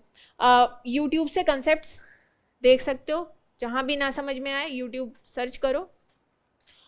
साइंस एंड टेक्नोलॉजी में करंट बेस्ड है पूरा, CA booklet, Google search. Subscribe नहीं, मतलब अपने गूगल फीड में इन साइट्स को ले आना, सब्सक्राइब तो नहीं करना। कंसेप्ट में यूट्यूब अच्छे से जहाँ भी आपको लग रहा है तो यूज़ करो, चीज़ों को समझो, और यूट्यूब देखने के बाद मेन कंसेप्ट जो निकले उसको अपने नोट्स में लिख लो, ताकि बार बार उधर ना जाना पड़े। जैसे पोलर वॉर्टेक्स हो गया है, जो भी नया कंसेप्ट मिल रहा है आपको सर्च करना पड़ रहा है। मेरे साथ एल नीनो बहुत बार सर्च करना पड़ा, बात समझ में नहीं आती थी, तो उसको एक बार समझ करके अपने नोट्स में अच्छे से लिख लो, अच्छे से फिगर्स बना लो, बात ख़त्म हो जाएगी। फिर ये एथिक्स है। एथिक्स के लिए अपने नोट्स बनाने हैं, उसमें ध्यान ये रखना है कि डेफिनेशंस अच्छे से कवर हो जाएं। उसके बाद मन की बात से आप केस स्टडीज़ निकालो, एग्जाम्पल्स निकालो, वो आप अपने मेंस के आंसर में कैसे लिखोगे, किस तरह से चीज़ों को जोड़ोगे, सिलेबस में जो पॉइंट्स दिए हुए हैं उसके साथ एग्जाम्पल को कैसे अटैच करोगे, ये बार बार प्रैक्टिस करने से आएगा। एग्जाम्पल्स पढ़ डाले, एग्जाम्पल पढ़ने के बाद वो कहाँ कहाँ यूज़ होगा इसका माइंड में एक बार प्रैक्टिस कर लिया। ये रिकॉलिंग मेथड होता है कि आपने रिकॉल कर लिया कि हाँ इस वाले एग्जाम्पल के लिए ये वाले टॉपिक्स सुटेबल हैं। ये बार बार प्रैक्टिस करेंगे तो मेंस में बहुत आसानी होगी, आपको तुरंत याद आता जाएगा, क्योंकि समय बिल्कुल नहीं होता है। एथिक्स का पेपर इस बार जिसने किया है बिल्कुल सुपर ह्यूमन वाला उसकी राइटिंग स्पीड होगी जिसने भी पूरा किया है, तो वहाँ पर चीज़ें जल्दी जल्दी याद आती रहें, उसके लिए प्लीज़ प्रैक्टिस करना बहुत ज़रूरी है। लोग ये छोड़ देते हैं, लोगों के पास 20-20 पेजेस हैं, 20-20 पेजेस में उन्होंने एग्जाम्पल्स छांट करके रखे हैं, लेकिन जब आंसर लिखने की बात आती है तो एक भी एग्जाम्पल उन्हें याद नहीं आता है। तो ये प्रैक्टिस आपको लगातार करनी है। एग्जाम्पल्स के लिए न्यूज़पेपर को भी फॉलो करो, और कुछ करंट अफेयर्स वेबसाइट्स हैं, जब आपने मान लो कंपैशन सर्च किया गूगल पे, साथ में UPSC लिख दिया, तो कुछ एग्जाम्पल्स साइट्स में आ जाएंगे, उनको भी नोट्स में लिखते जाओ। एग्जाम्पल आपको कैसे तैयार करने हैं, एथिक्स की वृहद रणनीति क्या होनी है, उस पर अभी हम लोग आगे बात करेंगे। इसमें भी ARC को जोड़ लेना। ARC में एक एथिक्स इन गवर्नेंस वाली एक रिपोर्ट है, हाँ 4th रिपोर्ट, उसको ले लेना। सिटीजन सेंट्रिक गवर्नेंस वाली एक रिपोर्ट है, वो सब एथिक्स में आएगा। तो वहाँ भी आपको सेम करना है, समरी पढ़नी है जो भी रिपोर्ट की है, और उसको अपने आंसर्स में इनकलकेट करते जाना है। तो ये हमारे सोर्सेज हो गए। अब हम लोग मेंस की तरफ आते हैं, क्योंकि मेंस डिसाइडिंग फैक्टर है, मेंस आपकी रैंक को डिसाइड करता है। तो मेंस की तैयारी कैसे करनी है, उसके लिए ये इम्पॉर्टेंट है कि आप समझो आपकी नोट्स मेकिंग कैसे होगी, क्योंकि प्रीलिम्स के लिए कोई बहुत ज़्यादा नोट्स मेकिंग करता नहीं है, ज़्यादा से ज़्यादा कुछ बुलेट पॉइंट्स निकाल करके उनको बार बार पढ़कर समझना या याद करना होता है। लेकिन मेंस में सब कुछ नोट्स मेकिंग पर आधारित है। अब मेंस में हम लोग शुरुआत करते हैं। सबसे पहले देखते हैं नोट्स मेकिंग करनी कैसे है। तो वो 3 चरणों में होगी। पहला चरण होगा जहां आपकी जो स्टैंडर्ड बुक्स हैं उसके अगर कोई नोट्स ज़रूरी बन रहे हैं मेंस के लिए तो वो आपको बनाने पड़ेंगे। दूसरा, करंट अफेयर्स मैगजीन मेंस 365, उससे आपको अपने नोट्स बनाने होंगे। और तीसरा, अगर कोई नया टॉपिक आ रहा है जो टेस्ट सीरीज में आ रहा है तो उसको भी अपने नोट्स में जोड़ना पड़ेगा। तो ये 3 स्टेप्स की मेरी तैयारी थी। एक और स्ट्रेटजी भी है कि सीधे आप टेस्ट सीरीज को पकड़ो और टेस्ट सीरीज से ही अपने नोट्स बनाते चले जाओ, वो स्ट्रेटजी भी अच्छी है। लेकिन क्योंकि मेरे पहले से नोट्स बने हुए थे बहुत सारे सब्जेक्ट्स के जो मेंस 365 से टॉपिक उठा के बनाए थे, तो मैंने वहाँ पर थोड़ा एडअप किया टेस्ट सीरीज के ज़रिए। अब ये नोट्स आपको 3 पार्ट्स में बनाने हैं। पहला पार्ट होगा आपका इंट्रो का, दूसरा बॉडी और तीसरा वे फॉरवर्ड। इंट्रो में आपको हर टॉपिक के लिए 3-3, 4-4 या 5-5 फैक्ट्स लेके आने हैं। वो फैक्ट्स कैसे आएंगे? तो पहला तो आप गूगल सर्च कर सकते हो कि इस बारे में कोई रिपोर्ट है, कोई डाटा है, ऑथेंटिक होना चाहिए। या फिर अपना जो मेंस 365 है ना, उसमें वो बॉक्स में आने लगा है। और इस बार तो मेंस 365 में पीछे एक साथ भी दिए हुए थे सारे डाटा वगैरह। तो आप ये कोशिश करो कि उन सारे डाटा को टॉपिक वाइज अपने नोट्स में वैल्यू ऐड करते जाओ। तो उससे ये होगा कि आपका इंट्रोडक्शन बहुत अच्छा बन जाएगा। इंट्रोडक्शन में डाटा रिपोर्ट्स के अलावा डेफिनेशंस भी लगाई जा सकती हैं। और एक मेरी स्ट्रैटेजी थी एग्जाम्पल्स से शुरुआत करने की। जैसे अगर पर्यावरण की कोई बात आती है, किसी ने उसमें अच्छा काम किया है, तो वहाँ से उनके काम से बात को शुरू किया जा सकता है, तो वो इंट्रो कुछ अलग बन जाता है। तो इस तरह के इनोवेटिव इंट्रोज भी आप लगा सकते हो। मुझे एथिक्स में 420 मिला, मतलब जीएस में ओवरऑल 420 मिला है, तो मुझको लग रहा है कि ये काम किया है। तो इनोवेटिव इंट्रोडक्शन आप जितना दे सकते हो दो।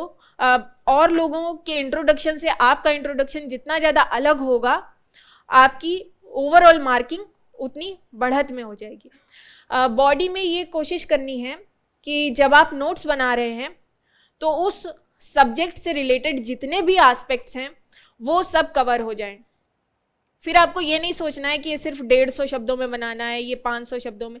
जितने एस्पेक्ट सोच पा रहे हो मेंस 365 में दिए हैं, किसी टेस्ट सीरीज में पूछे गए हैं, एक टॉपिक तैयार करने बैठे हो तो वो टॉपिक पूरी तरह से अच्छे से तैयार हो जाना चाहिए, एक जगह पे तैयार हो जाना चाहिए। और इसीलिए आपकी जो शीट्स होनी चाहिए नोट्स मेकिंग की, वो खुली हुई होनी चाहिए कि मान लो कोई नया एस्पेक्ट बाद में जुड़ता है तो एक शीट आपको अपने नोट्स में वहाँ फाइल में लगा देनी है। तो इस तरह से आपकी बॉडी तैयार होगी और फिर उसके बाद वे फॉरवर्ड तैयार होगा।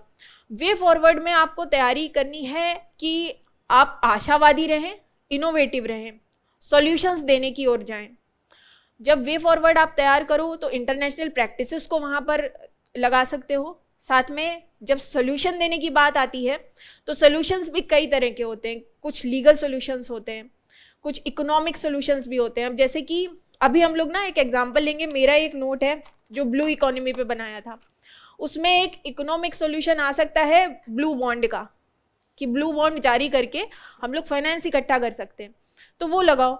एक पेस्टल फ्रेमवर्क है, पेस्टल के अंतर्गत पॉलिटिकल हो गया, इकोनॉमिक हो गया, लीगल हो गया, इन्वायरमेंटल हो गया, साइंस टेक से रिलेटेड हो गया।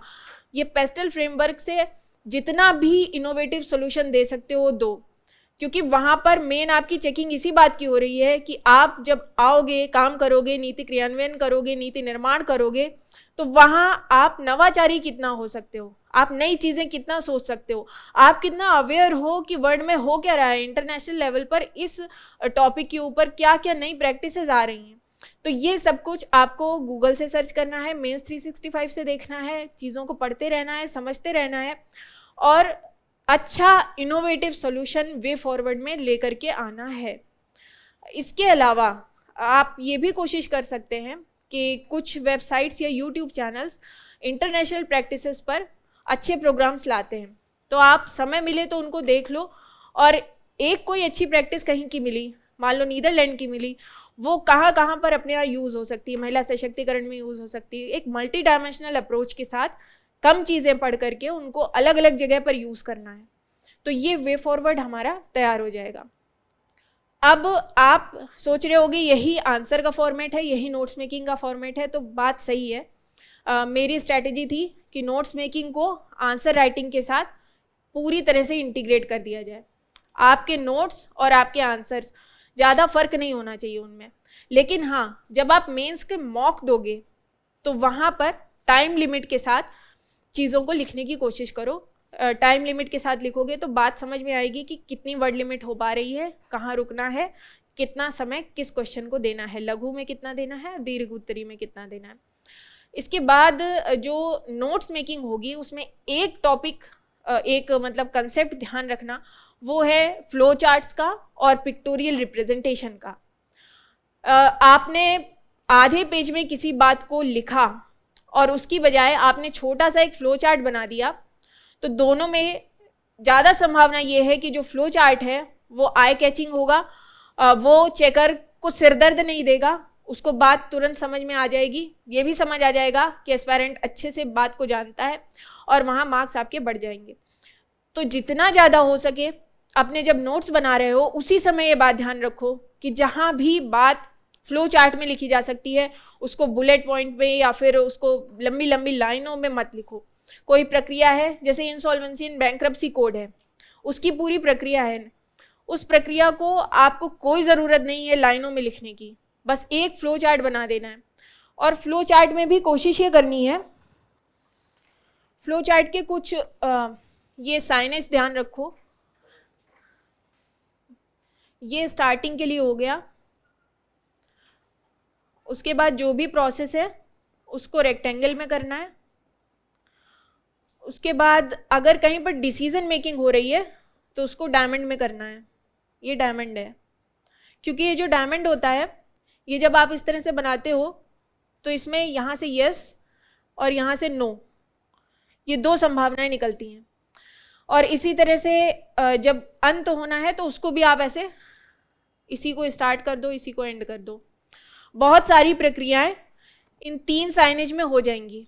कोई चीज़ शुरू होगी, फिर उसका कुछ प्रोसेस होगा, उसके बाद निर्णय निर्माण होगा, यस और नो। जैसे कि रिजोल्यूशन प्रोसेस आया, जो हमारा रिजोल्यूशन जो प्रोफेशनल होता है वो एक प्रोसेस को लाता है, और वो प्रोसेस या तो सीओसी एक्सेप्ट कर लेता है या फिर सीओसी उसको मना कर देता है। जो क्रेडिटर्स की कमिटी होती है हाँ कर देगा या ना कर देगा। अगर ना कर दिया तो सीधे लिक्विडेशन हो जाएगा, और अगर हाँ कर दिया तो आगे जो रिजोल्यूशन प्रोसेस दिया गया होगा उसको फॉलो किया जाएगा।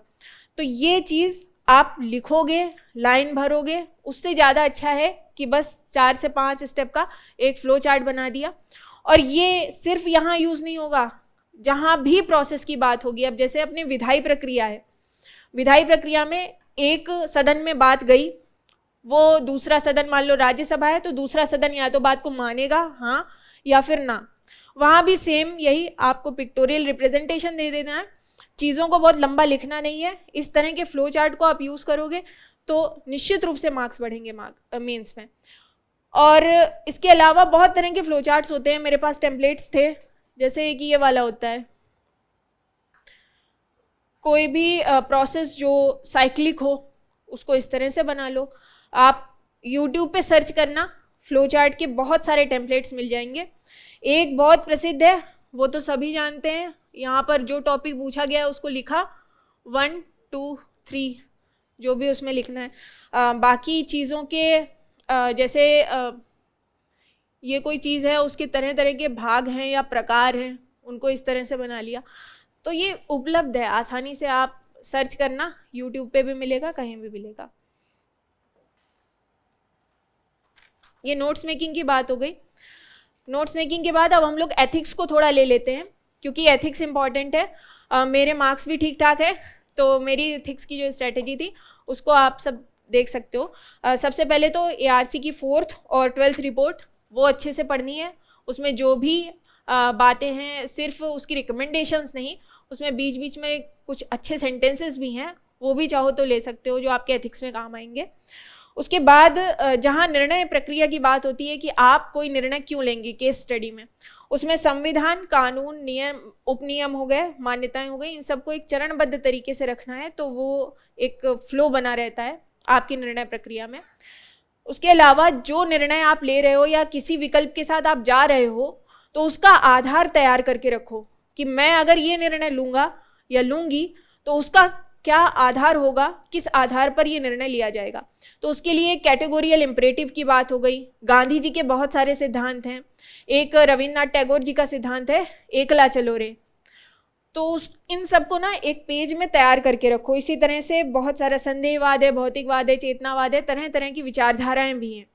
तो आप अगर कहीं मान लो पर्यावरण का क्वेश्चन आया है, आपने कोई निर्णय लिया है, तो उस निर्णय का एक आधार होना चाहिए, और ये आधार आप तैयार करके पहले से जाओगे, वहाँ पर आपको कुछ सोचना नहीं है, जो पहले से आपकी ये तैयारी होगी उसी को वहाँ पर लिख देना है। ये केस स्टडीज़ की बात हो गई। उसके अलावा जैसे एग्जाम्पल्स बहुत इंपॉर्टेंट हैं एथिक्स में। मुझे लग रहा है मेरे मार्क्स जो बढ़े हैं वो एग्जाम्पल्स की वजह से बढ़े हैं। तो मन की बात, जैसे अभी तो एग्ज़ाम हो गए, अब कुछ करना नहीं, लेकिन फिर भी मैंने कल वाली मन की बात सुनी थी, तो आप मन की बात को अच्छे से सुनिए, उसमें केस स्टडीज़ आती हैं। कहीं भी आपको लगे, आपको खुद लगेगा यार ये अच्छा काम हुआ है, ये पॉजिटिव न्यूज़ है, बस उसको अपनी डायरी में लिख लीजिए। और इन सब के अलावा जो भारत में ये सब हो रहा है वो तो आपको वहाँ से मिल जाएगा। उसके बाद इंटरनेशनल लेवल पर अगर कोई अच्छा एग्जाम्पल है तो उसको भी अपने एग्जाम्पल्स में ले आओ। जैसे कि फ्रेडी हर्ष एक हैं, उन्होंने नाजी कैंप्स में एजुकेशन के लिए अच्छा काम किया था, तो वो एक हिम्मत वाला काम हुआ, साहसिक काम हुआ, सत्यनिष्ठ काम हुआ।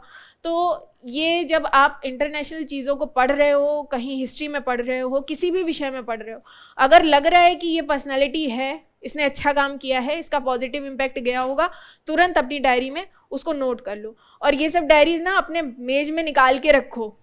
अगर अलमारी में कहीं 3-4 तालों के अंदर बंद होगी तो ढूंढे नहीं मिलेगी आपको, और एग्जाम्पल निकल जाएगा हाथ से। तो ये सब कुछ अपनी डायरी जब साथ में रखोगे, कहीं कुछ मिल रहा है तुरंत उसको नोट करते चलो। निबंध में भी मेरा ये था, कहीं कोई विचार आया उसको तुरंत नोट कर लिया। तो कोशिश ये रखनी है कि चीज़ों को नोट करते चलो, बातें दिमाग से फिर निकल जाती हैं तो वो बेकार हो जाता है। इसी तरह से अच्छे ऑफिसर्स जो पॉजिटिव काम कर रहे हैं उसकी भी एक लिस्ट बना सकते हो। जैसे दांतेवाड़ा में अगर ओपी चौधरी सर ने कुछ किया है, ऑपरेशन सुलेमानी है, ऋतु माहेश्वरी मैम का स्मार्ट मीटर का कंसेप्ट है, ये सब कुछ एक पेज में मैंने लिख करके रखा था और खूब अच्छे से यूज़ किया। इस बार क्वेश्चंस ऐसे आए थे कि लोगों को पढ़ने का भी टाइम नहीं मिला, समझने का टाइम नहीं मिला, लेकिन मेरा ये एग्जाम्पल वाला पार्ट इतना स्ट्रॉन्ग था कि तुरंत वहाँ पर जो भी क्वेश्चन पूछा गया है उससे रिलेटेड एग्जाम्पल के साथ रिलेट करके वहाँ काले पेन से एग्जाम्पल को ज़रूर कोट किया है। तो आप भी ये कोशिश करो कि मन की बात के सारे एग्जाम्पल्स जितने अच्छे लग रहे हैं उनको बार बार पढ़ो, प्रैक्टिस करो कि वो एग्जाम्पल कहाँ कहाँ यूज़ हो जाएगा, और इस तरह से आपकी ये एथिक्स की तैयारी अच्छी हो जाएगी। बाकी मेंस में ये बात ध्यान रखो कि क्वालिटी उतनी इम्पॉर्टेंट नहीं है जितना कि सारे क्वेश्चंस को एड्रेस करना। इसलिए किसी एक के पीछे पढ़ करके आपने बहुत समय दे दिया, उसकी बजाय जल्दी जल्दी सारे क्वेश्चंस को आप सॉल्व करो। मसल मेमोरी जो आपकी नोट्स मेकिंग के समय बनेगी वो बहुत काम आएगी। पहले मेरे आंसर्स में टाइम बहुत ज़्यादा लगता था, मेरी स्पीड अच्छी है लेकिन उसके बाद भी टाइम लगता था, सोचने में टाइम लगता था कि लिखना क्या है। लेकिन जब अपने नोट्स मेकिंग ही ऐसी हो गई जो आंसर जैसी हो तो चीज़ें अपने आप याद आती थी। ये सब ग्राफ वगैरह जितने इमेज थे, फिगर्स थे, याद आते जाते थे। तो मेंस बहुत जल्दी लिख गया इस बार, मतलब 5 मिनट लास्ट में बच ही जाता था, तो उसमें बॉक्स में सब कुछ कर दें, ये सब करा जा सकता है। तो ये तभी होगा जब आपके नोट्स आंसर राइटिंग के साथ अच्छे से अलाइन होंगे। बाकी अब इंटरव्यू की जहाँ तक बात है, इंटरव्यू पर ये बात ध्यान रखो कि आपको अपनी रियल पर्सनैलिटी वहाँ शो करनी है, आर्टिफिशियल नहीं लगना चाहिए।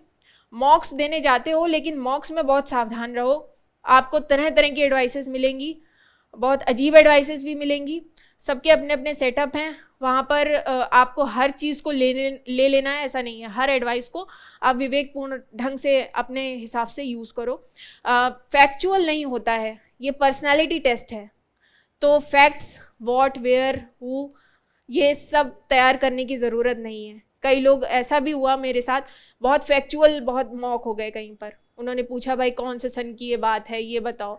तो ये सब नहीं कुछ पढ़ना है। लोगों ने कहा भी तो उस पर ध्यान देना नहीं है।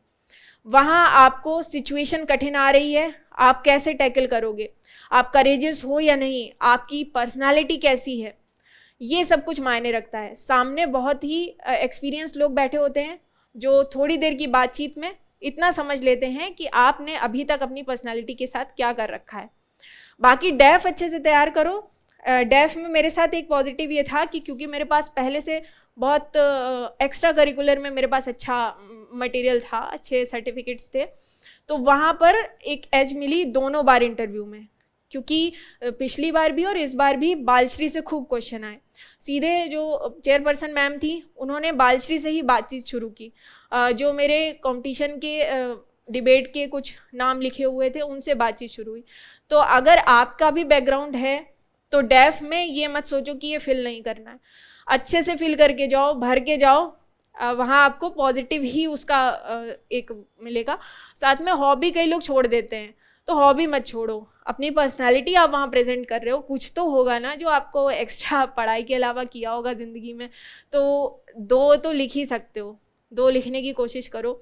साथ में डेफ में जो कुछ भी लिखा है वो फिर अच्छे से पढ़ के जाना है, क्योंकि आप कर रहे हो एक चीज़ है। जैसे मेरे साथ एनसीसी भी था, एनएसएस भी था, रेड क्रॉस भी था, तो अब इतना सब कुछ है, लिख दिया, फिर उसके बाद उसको पढ़ा भी, उसको समझा भी, क्योंकि ऑन फील्ड काम करना और वहाँ पर एक बहुत ही एक्सपीरियंस्ड ऑफिसर आपसे क्या पूछेंगे, उन दोनों में अंतर भी होता है। तो जो कुछ भी डेफ में लिखा है उसको अच्छे से तैयार करके जाना है। ये इंटरव्यू की स्ट्रेटजी हो गई। लास्ट एक क्वेश्चन ज़्यादातर पूछा जाता है, सोशल मीडिया का यूज़ करना है या नहीं करना है। तो आप अपने हिसाब से ये निश्चय कर सकते हो कि तैयारी में आपको कितना ये हेल्पफुल रहेगा। मेरे साथ तो ये था कि मेरे पास व्हाट्सएप पे 20+ ग्रुप्स थे जिसमें 100 से ज़्यादा लोग जुड़े हुए थे जब शुरुआत थी मेरी तैयारी की। तो वो सब कुछ एग्जिट करके अपने व्हाट्सएप को बहुत क्लीन बना करके तब तैयारी शुरू की। और मेरी ये भी तैयारी के दौरान ये रहता था कि सिर्फ लैपटॉप खोलना है, मोबाइल को ज़्यादा यूज़ करना ही नहीं। कुछ अनुशासन आपको अपनी तरफ से लाना पड़ेगा। मुझे लगता है कि सोशल मीडिया से दूर रहना ज़्यादा अच्छा है, क्योंकि ये एक इको चैम्बर भी क्रिएट करता है। बहुत सारे कोरोना के टाइम तो बहुत स्थिति ख़राब थी, तो बहुत विवेक के साथ काम करो। बाकी कोई क्वेश्चन हो तो पूछ लीजिए। जी बताइए। ऑप्शनल हिंदी साहित्य, यहाँ पर कुछ ही लोग हैं, तो आप कुछ पूछना चाहो तो बता दो। बाकी फेसबुक में एक पूरी स्ट्रेटेजी लिखी है, बुक लिस्ट लिखी है। सर क्या हम ये भाषा खंड का एक फर्स्ट पेपर है, हाँ। क्या मैम भाषा खंड को हम अच्छे से तैयार कर ले तो पेपर फर्स्ट को मैम क्रैक किया जा सकता अच्छे से? भाषा खंड पे अगर अच्छी पकड़ हो, भाषा खंड आपको मैथ्स की तरह मार्क्स देता है, तो ये कोशिश करो कि आप भाषा खंड को पूरा पढ़ करके जाओ। और वहाँ पर जब क्वेश्चंस, क्योंकि ऑप्शन भी होता है कि कौन सा क्वेश्चन आप करना चाहोगे, तो ये कोशिश करो कि भाषा खंड वाले प्रश्नों को एक प्रायोरिटी दे सकते हो कि उनको पहले करना है, अच्छे से करना है। बुलेट पॉइंट्स में वहाँ लिखना है, सटीक लिखना है, ठीक है। बाकी कोई ज़्यादा है नहीं। अगर कोई हिंदी लिटरेचर का है भी तो 3 महीने में नोट्स अच्छे से कवर कर लो। चीज़ों को याद करना ज़रूरी है। जो पद्य की पंक्तियाँ हैं उनको कोट करने के लिए वो याद होनी चाहिए। मेंस लिखते समय याद नहीं आती हैं, इसलिए बार बार रिवाइज करके उनको इतनी क्षमता अपने अंदर ले आओ कि जब आप आंसर लिख रहे हो तो सोचना ना पड़े, पंक्तियाँ अपने आप आएँ। उसके अलावा ब्लैक पेन से पंक्तियाँ लिखनी है। कोचिंग नोट्स के शॉर्ट नोट्स मैंने बनाए थे, आप चाहो तो बना सकते हो या ना बनाओ, यही स्ट्रेटजी है। बाकी हिंदी साहित्य में कुछ खास नहीं। निबंध की तैयारी कैसे करें? निबंध की तैयारी के लिए 4-5 चीज़ें हैं। अच्छी एनेक्डोट्स जो होती हैं, दंत कथाएँ, जापान की हो, चीन की हो, भारत की हो, आप उनको एकत्रित करते जाइए। ये वर्ष भर का है, निबंध एक दिन में नहीं तैयार होता है।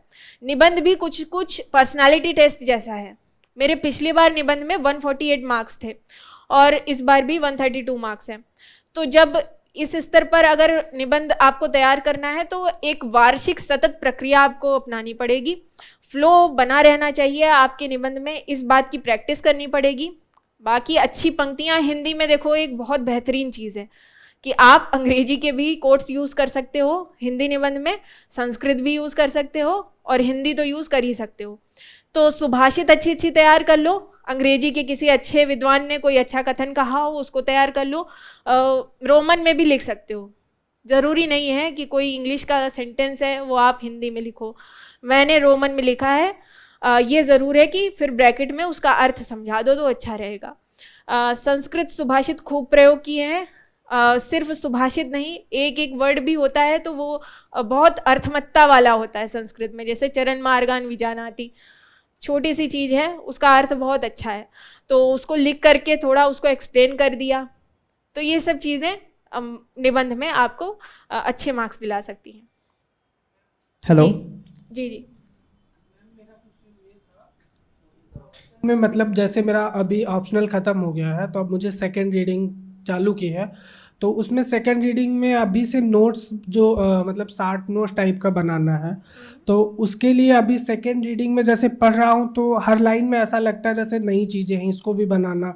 तो क्या मैं उसको ये मेरे साथ भी होता था कि वही ना, जब आप 100 पेज की चीज़ पढ़ो, फिर जब आप अगली बार वो 100 पेज पढ़ोगे तो आपको लगेगा कुछ पढ़ा ही नहीं था, सब कुछ गायब है।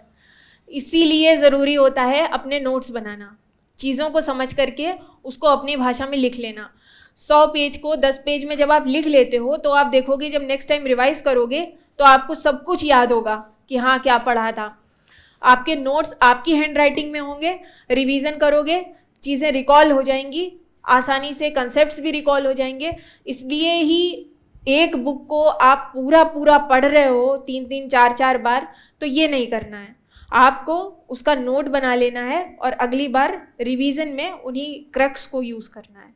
हाँ, क्योंकि सेकंड रीडिंग में अभी जैसे लग रहा है कि मतलब फिर अभी बनाऊंगा तो पूरा ही बन जाएगा जी। तो हाँ, मैं सोच रहा हूँ कि अगर एक नई बुक छप जाती है। हाँ, सेकंड रीडिंग खत्म करके अगर थर्ड रीडिंग में मारूँ, हाँ तो वो आप अपने हिसाब से अपनी पेस से देखो कि कहाँ पर आपको क्या चीज़ लग रही है। अगर लग रहा है पहली बार में नहीं हो रहा है तो 2-3 रीडिंग के बाद उसको कर लो। और इसमें मैम मतलब जैसे हिंदी साहित्य ही है तो उसमें आंसर राइटिंग के लिए आपकी क्या स्ट्रेटेजी स्पेशल रही है? हिंदी साहित्य में मेरी आंसर राइटिंग बहुत ज़्यादा नहीं थी क्योंकि मेरी स्पीड अच्छी थी, लिखना आता था बचपन से। हाँ।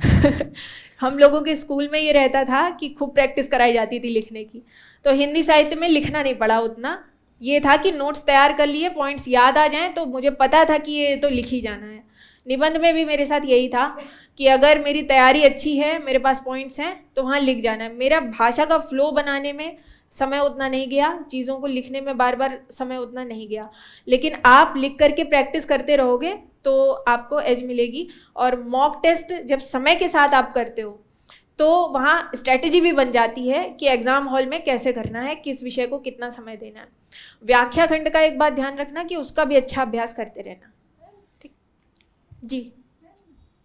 यस और ऑप्शनल और ऐसे को तीनों को एक साथ लेके कैसे चलें इस टाइम?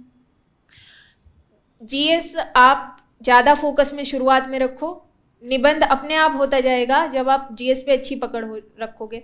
और ऑप्शनल को ऐसा कर सकते हो कि दिन भर में अगर आपने एक जीएस का टॉपिक लिया है, एक सब्जेक्ट लिया है, तो उसको करने के बाद 3-4 घंटे डेली शाम को दे दो, तो ट्रैक चेंज करना पड़ेगा जीएस से ऑप्शनल की तरफ।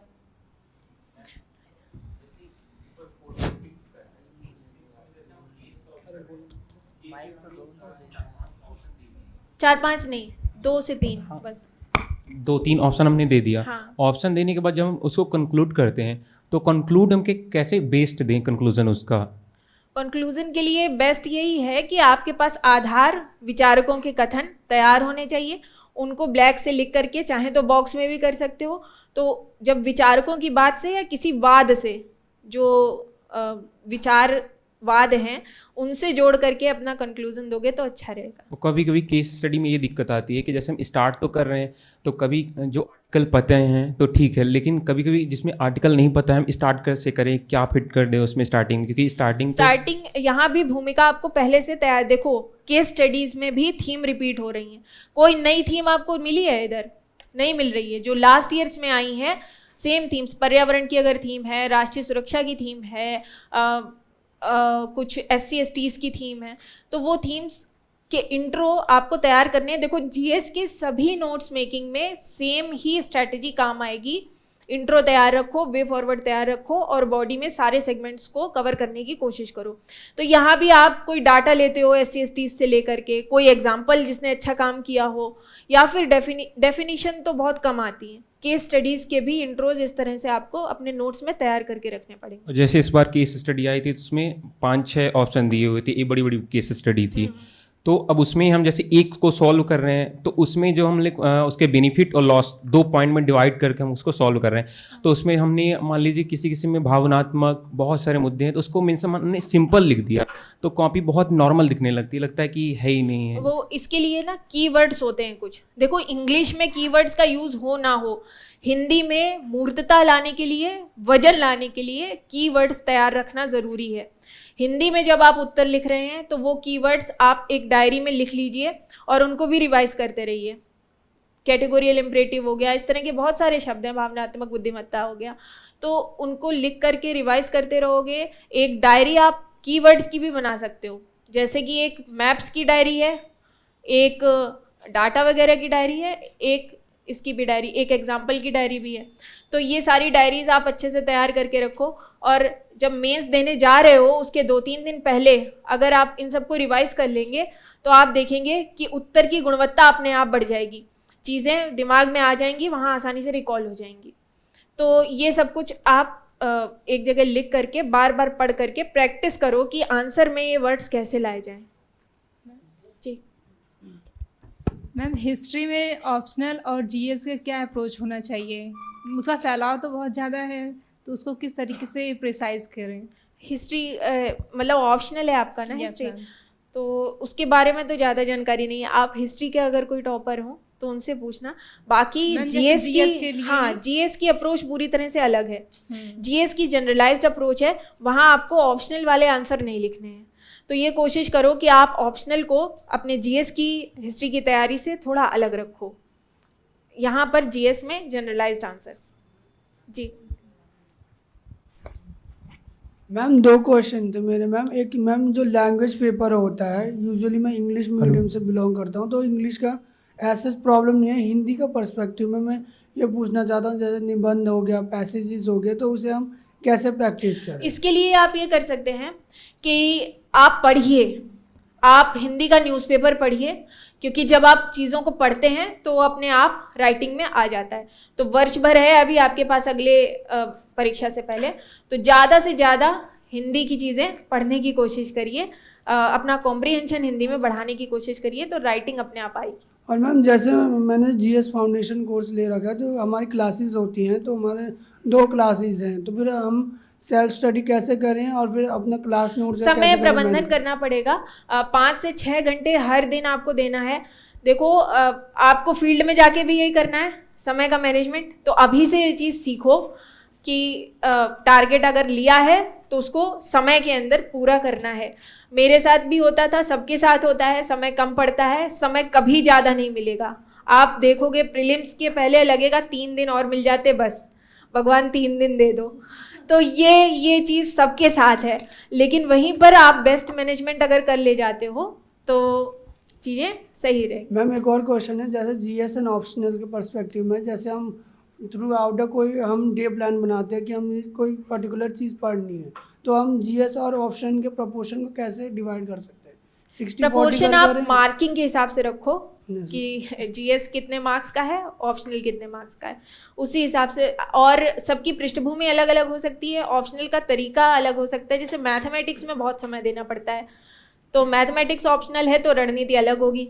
तो आप अपने हिसाब से वो जैसे मैम मेरा हिस्ट्री है तो फिर हिस्ट्री में थोड़ा टाइम लगता है। हाँ, तो समय लगेगा, हिंदी साहित्य से ज़्यादा समय तो लगेगा। फिर मैम ऐसे कर सकते हैं 60-40 प्रोपोर्शन कर सकते हैं। वो आप अपने हिसाब से Yes, देखो, ma'am. है ना, मॉक के हिसाब से ऐसे पता नहीं है कि Thank you. सबका जी Hello ma'am.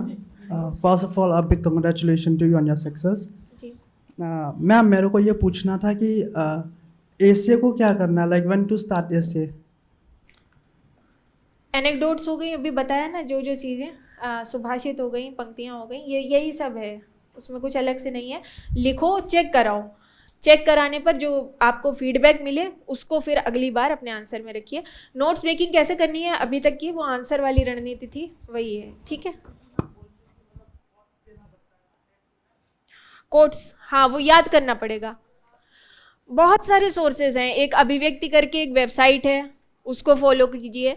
कहीं कविता कोश है, कविता कोश से अच्छी निकाल लीजिए पंक्तियाँ। सुभाषित के लिए भी बहुत सारी साइट्स हैं, एक रीसंस्कृत करके साइट है, वहाँ जाइए, जिसका भी आपको लगे अर्थ अच्छा है तो वो वाला संस्कृत कोट ले लीजिए।